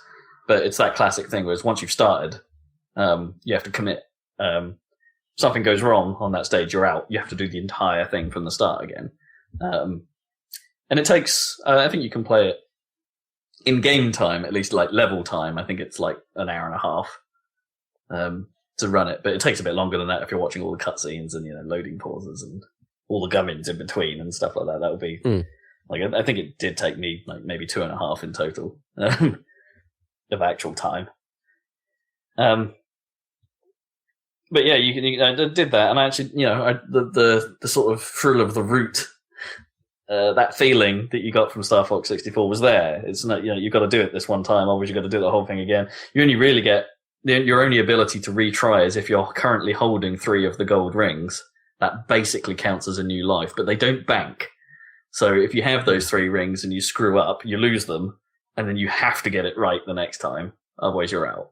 Okay. And it adds a layer of tension, but it is cool. And I did fall foul of it the first time I did it, because I found a secret and then went to a level that was really hard and messed it up totally. And so I had to, once I found the level, it's okay, I know how to get there now, so I can do that in the stage by stage game mode and sort of just, okay, now I can get good at that stage.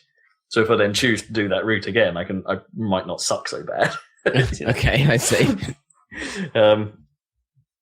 And I actually kind of liked the fact that they did that they actually meant that, a couple of these secret levels are properly difficult. Yeah, that's cool. They're things you can learn. You can learn to get better at them, and so they're not so difficult for me now. But the first time you attempt them, you're like, whoa, oh, no. That's what? Oh, man, that's hard. Like, and I kind of like that. I kind of like that you're surprised by it. Which leads me, as I said, to what I think a Starfox game should be. It shouldn't necessarily be about the length of run, the length of like how long the campaign is. What I want is a really, really wide diamond.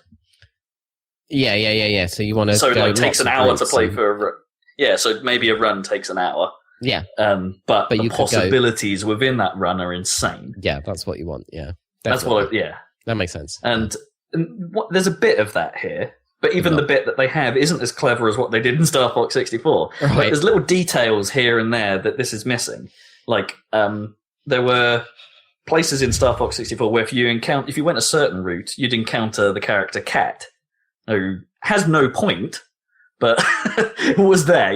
She'd just fly into a level and be like, hey, and there'd be a little theme play, and they'd have a little conversation. Cool. Yeah. And if you did that route and then went a different route, because you encountered her that first time, she would appear in other levels as well, so it created this sense of continuity.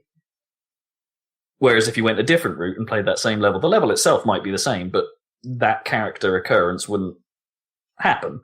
Right. The problem with this is, it doesn't matter what route you take. That character will always do the same thing on that level, even if you didn't see them before.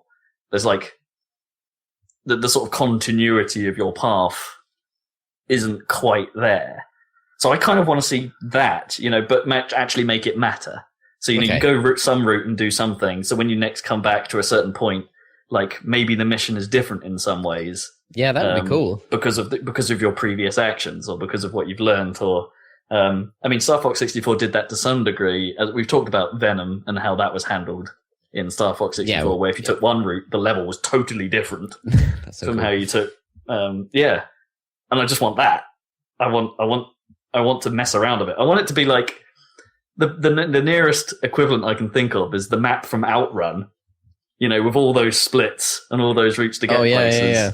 And that every choice you make, admittedly, Outrun's not quite the same because you could, if you go left and then go right, that's kind of the level you end up with is the same as if you go right then left. Yeah. So where you end up isn't necessarily changed by what you did before, but I want that style of craziness. I want the endings to be potentially different. I want and I think that if they did that, that would be an incredible game. And I'd be all over it. I would be so all over it. Yeah. Yeah. And it's, and whether that be Nintendo or someone else, I'm not necessarily sure I care. But that would be a fantastic game. That's what I want. There you go. Well, you only have to wait another 10 odd years. 10 to 15 years. 10 to 15 years. Boy, it probably is 15 years since, maybe more. I get the feeling it was 99 or something. I get a feeling it was the 90s. Yeah. Man. The value proposition is still bad, though. I have to say that.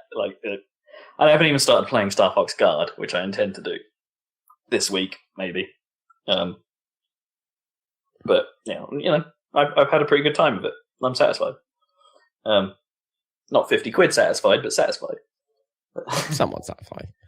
Yeah. Cool. Fair enough. What else that's Starfox. Yeah.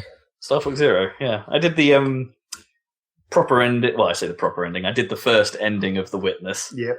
Which I won't talk about necessarily. Barely an ending. It's not an ending. it isn't an ending. I was telling Zach earlier, I thought I nearly got screwed by it saving in the wrong place. I thought it saved me in the end sequence, and it does a very stylish, quit to desktop when it's done. It's just Nice. you're done, kick you out, and it's well, no, I'm not done. There's more stuff to do. I know there's more stuff to do. And I went back in it and looked at my Booted back save up. file, and it's oh crap, am I in the end sequence where it last auto-saved? But no, I could get out of it. That's fine. I was so worried for a second. It's oh no! Yeah, that game continues to be cool-ish. I think a lot of the puzzles towards the end are frustrating and awkward, and yeah, they get hard, and I guess the game has to get hard. And Zach did point out a few more obscure things to me that I would almost certainly have never seen, because some of it feels circumstantial, right? Like, depending on how you just happened to walk about, you might have seen something compared to how you might not have seen something. And I totally didn't I saw this thing, but I didn't interpret it as how I was supposed to interpret it, and so didn't latch on to this concept of something was effectively friggin' miles away from where you wanted it to be, and it's like... Well, I think the thing about that specific point is that technically that thing that it wants you to see, you haven't really seen that for quite a long time towards the end of the game. The idea that, I mean, well, okay, let's not... You might not remember it, is what I'm not going to say this is a spoiler exactly, but basically, right at the start of the game, as you're doing the first tutorial puzzles, you do a puzzle and a cable lights up and it leads you to the next puzzle. Yeah. And that becomes like a core tenet of figuring out where to go. Especially in the early segments, like, you know, the symmetry shed with that long green cable that goes up to the laser and all that stuff. It's like, that's all fine. But, like, it's one of those things where once you get in towards that end part of the game, you don't think it's there any longer, so you don't see it. Well, not even that. I think, like, by the end of the game, that it's like you've seen cables here, there, and everywhere. Not all of them have been relevant, or not all of them have worked. Wow. And it's like the vast majority of them. Yeah, and then you get to the point where it's like, actually, in the bit of the game we're talking about, is some of that just structural, and is some of that just artistic? You know, you're sort of sitting there going, "Is this relevant?" And it is, like, turns out it was, but I just didn't realize that. Like, it is, like, built like it's just an artistic thing. Because, you know, there have been artistic things. There's plenty of them, yeah, around. But it's just that, like, this one is like a combination. It's an artistic thing and a functional thing in one thing. Yeah. And if you don't notice the very subtle, or not that subtle, relatively subtle things that it's trying to show you, you might not see it. But I mean, I guess that it's one of those things where there's, like, layers. There's other ways you could have discovered that apart from seeing it. Like the map, for example. You theoretically could have figured out where you had to look to find that. Or maybe, you might have interpreted it from the lasers. Maybe. Oh, yeah, well, yes. There's a very... Had I done things in a slightly different way, in a slightly different order, I might have seen this more readily. Yeah, exactly. It's one of, again, this is one of those subjects where you're talking about the witness, you're having to talk about it almost in riddles. Yeah. But it doesn't mean I'm not enjoying it. It does keep drawing me back. It has actually proved to be a pretty good sort of short time game. Yeah. Just jump in, see if you can solve a few puzzles, get out again, because it's, you know, it doesn't take too long to load, and it, you know, because it auto saves everywhere.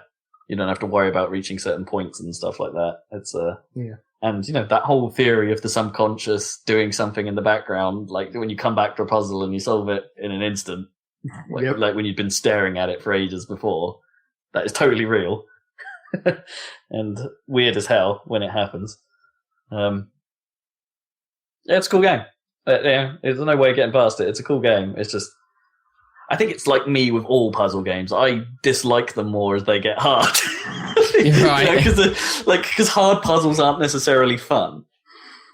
Do you know what I mean? It's like, I guess people think they're like, more fun. You get that satisfaction once you've done it, but the process becomes less interesting. Well, I think the advantage of the witness is it doesn't. It's not really. I suppose by the end of it, those puzzles are really quite tough and really testing your. I would call it capacity, like actual capacity, not just intellect, but your memory and spatial reasoning. It requires a lot of you. It does become a bit more like compound. I mean, literally compounding, where it's like you're having to think about multiple layers of things at once, rather than just the individual thing you're looking at. Yeah. But like, I think like the advantages of the witness is a lot of the time, on the majority or almost all the time, it avoids frustrating in terms of like, backtracking or anything. I mean, there's those ones where it turns off the previous panel if you get the one you're on wrong, but that's just a trial and error prevention. Yeah, that's never too bad. Yeah. So it's like, it doesn't really do anything where there's like a whole sequence of stuff and you're like, I'm in the middle of this, but I can't figure out this one bit, and it's going to be really annoying to have to come back to this because I can't remember all the other steps I went through to get to this point or anything. So, it mostly avoids that. Mostly. There are some times where perhaps there's a detail of one of the mechanics that you didn't pick up on, and like you go and you have to go back and look at the tutorial puzzles essentially and be like, what did I actually do? What am I missing?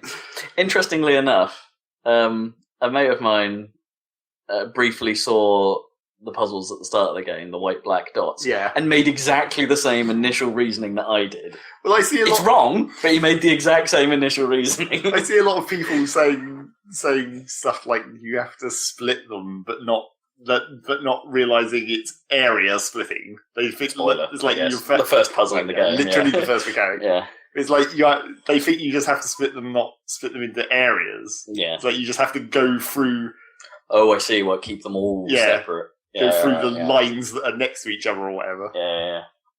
I mean, your theory was even weirder. Mine was way more complicated. Yeah, mine was way more complicated. I thought it was...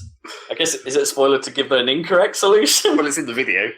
Oh, yeah, sure. Yeah, but, watch the video. It's not really a There's only one spoiler warning. It's right at the start of the game, yeah, so... And that mechanic is used throughout, so, And, theoretically won't be long, and you can get the second achievement. Have 100% achievements. How hard is the challenge? It's not... the bit that screwed me up on it was that there was one bit that I didn't physically see. Right. Basically, there's like... If you come to a point where you think you've done everything, but there doesn't seem to be anything happening, then that means you've missed something. Right. Which is what got me. There was a bit that I basically walked past and didn't notice, and I was like, why am I not done? Yeah, what am I stuck on? Okay, interesting. But yeah, apart from that, it's not too bad. It's actually relatively simple in terms of the panel mechanics. It doesn't go into too many multi combinations of mechanics or anything. Okay. Yeah. The individual panels aren't too complicated. It's just the whole setup of it is a bit more complicated. Cool. Spoilers. Yeah. And then you get to see the actual credit sequence, the actual end of the game, which is weird. Okay.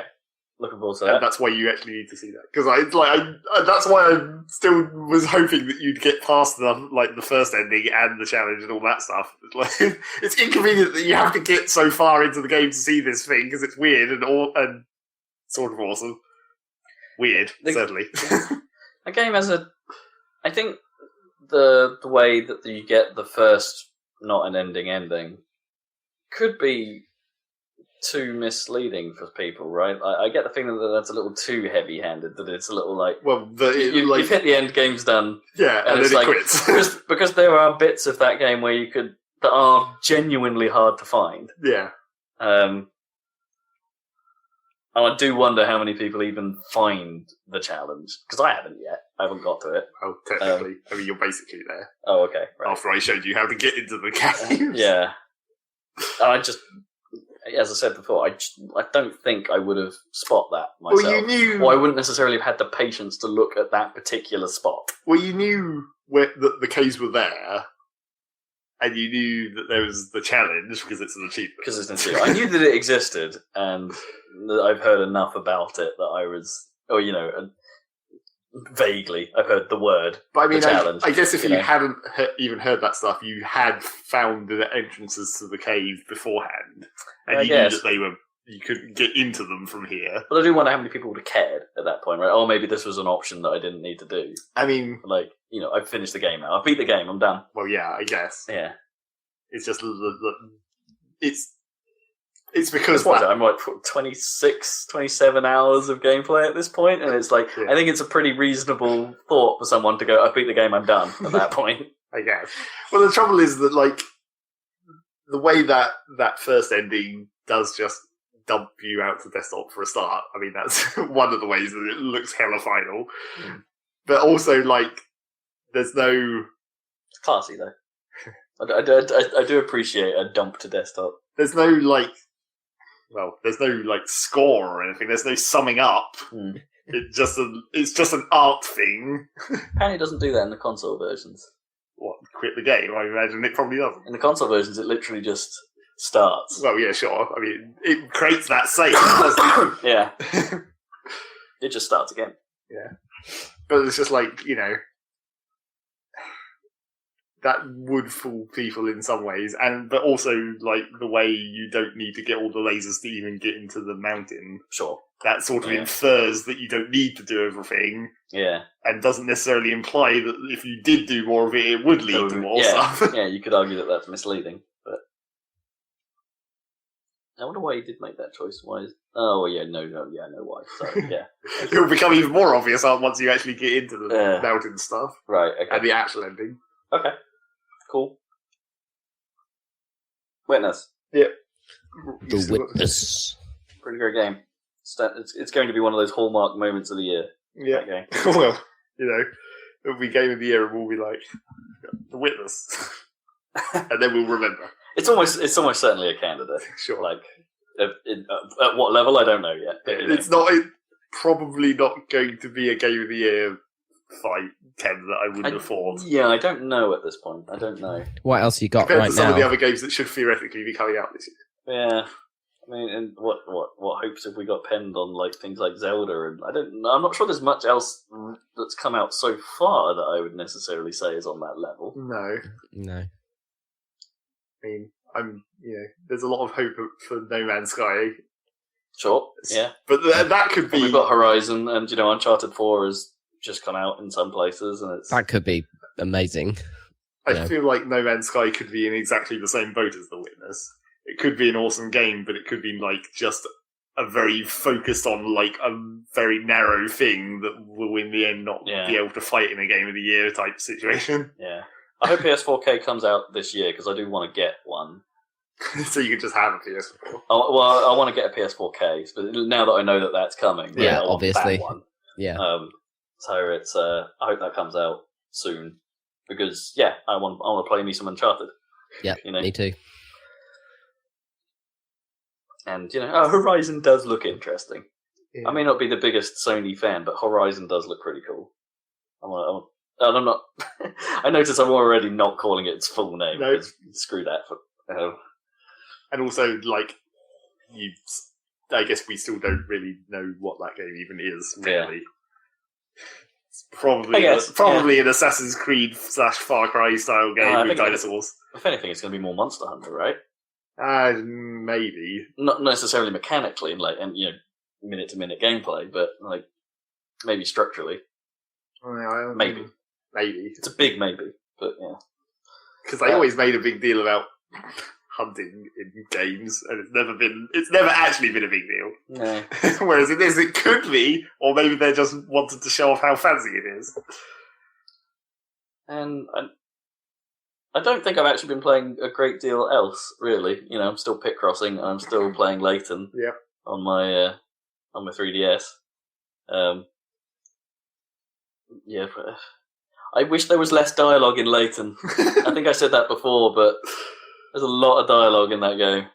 And I'm not sure the story is particularly well structured. As I was trying to explain to Zach earlier, there's the whole second chapter of that game is a flashback that basically amounts to you wandering around your hometown and nothing happening. It's like, why did you give me this? There's no plot here. Best flashback ever. Yeah. I mean, yes, it gives me more puzzles, like, along the way, obviously, but this was way too much hassle for a few more puzzles. I don't know. Maybe... Yeah. I think that's going to be my problem with the Layton games. I think, like, they've gone way too much into that, here's two people standing at opposite sides of the screen with a text bubble in the middle, that kind of... Yeah. And, the conversations thus far haven't actually been that interesting the majority of the time. They're way too long. I think it will maybe somewhat... There are hints of what is to come. I think I may have already figured out where the story is going, and I think I'm only maybe a quarter, maybe less of the way through it. Because I'm using it as my short time game, like maybe in the evenings and things like that, and along with if my PC's not turned on and ready to play The Witness,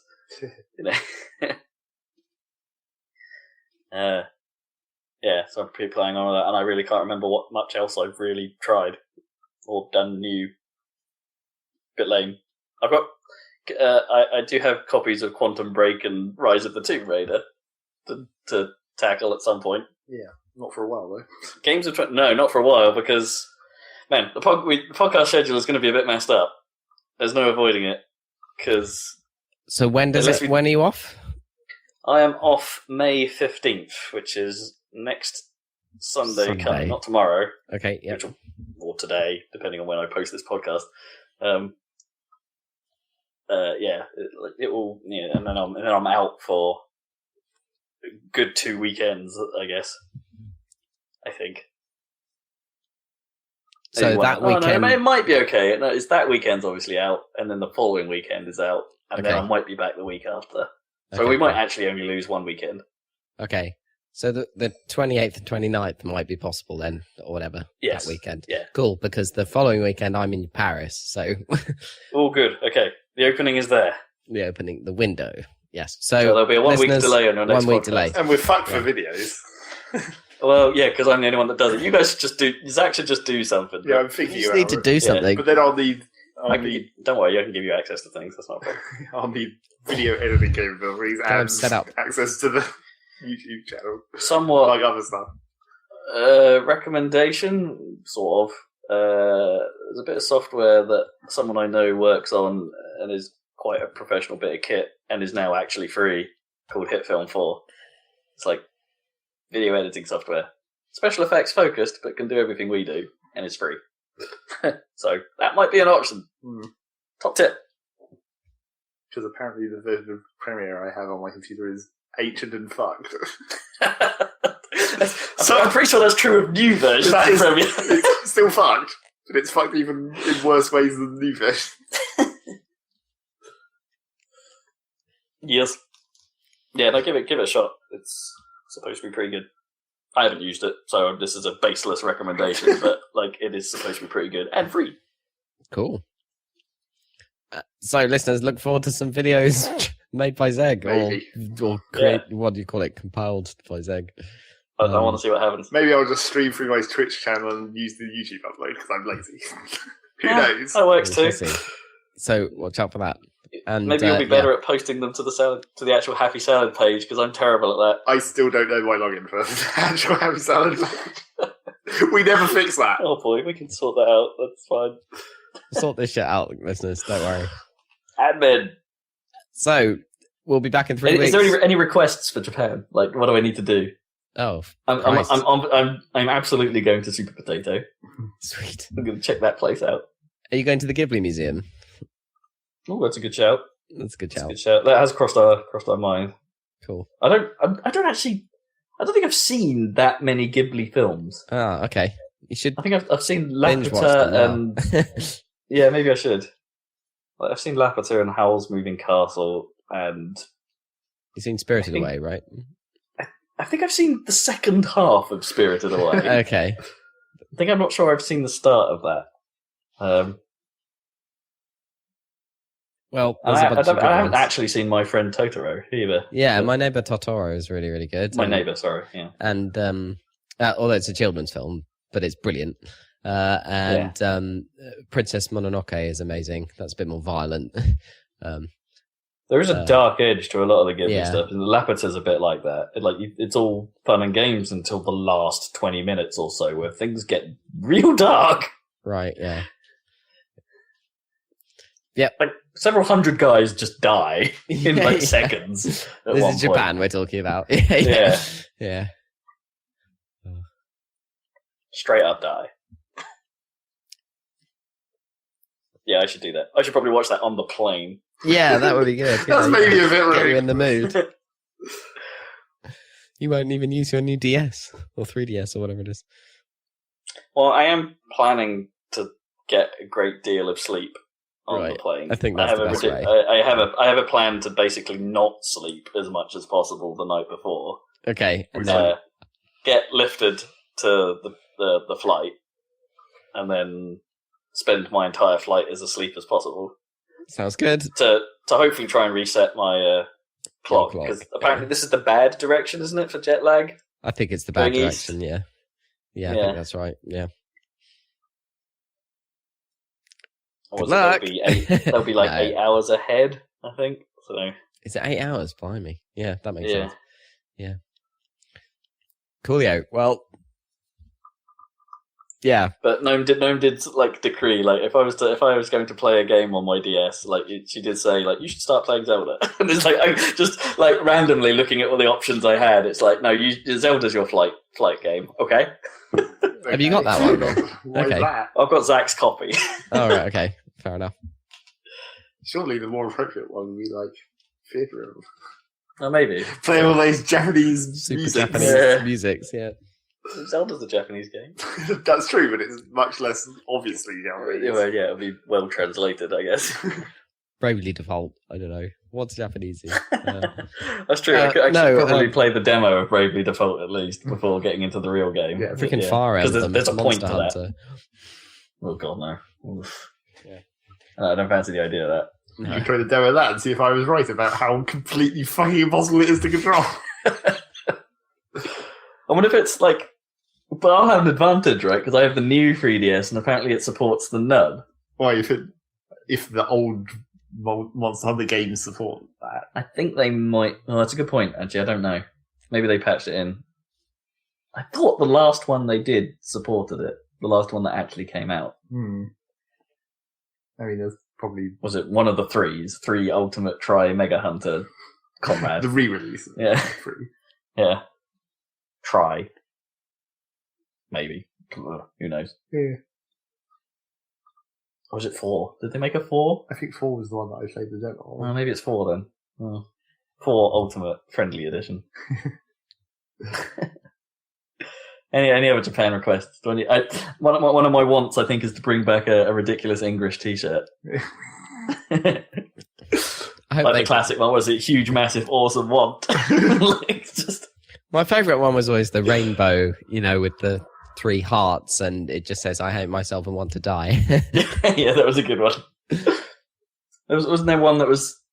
There seemed to be a series of shirts that were trying to mimic Ben Sherman style stuff, but the brand name they used was just crap. Literally crap. Just crap. Yeah, crap. And there was one of them that basically said, like, what kind of life is this? It's kind of crap. Yeah. Man. Yeah, I desperately want to find something like that. Because it'd be pretty hilarious. I don't know how much capacity I'll have for actually bringing back, big stuff, but... And, I know most Japanese games aren't going to work in anything I own here, so there's no point really actually probably buying anything from Super Potato. Probably, but still. Cool to have a look, though. Definitely. Also, I didn't realise how... now I've been doing my research on it, just how old school a lot of Japan is, how analog and how... Yeah, they're obsessed with fax machines, apparently. Cash is a thing, right? They don't... Cards are basically not used. It's so weird. Well, I mean, that doesn't really matter for you anyway, does it? Well, no, I have to get travel money. I have to get travel money, but I don't think I get I have too bad a problem with that with my bank anyway. If I want to use ATMs or pay for stuff by card, it's I'm a bit fortunate in that way. But yeah, it's all cash and vinyl's still a thing apparently.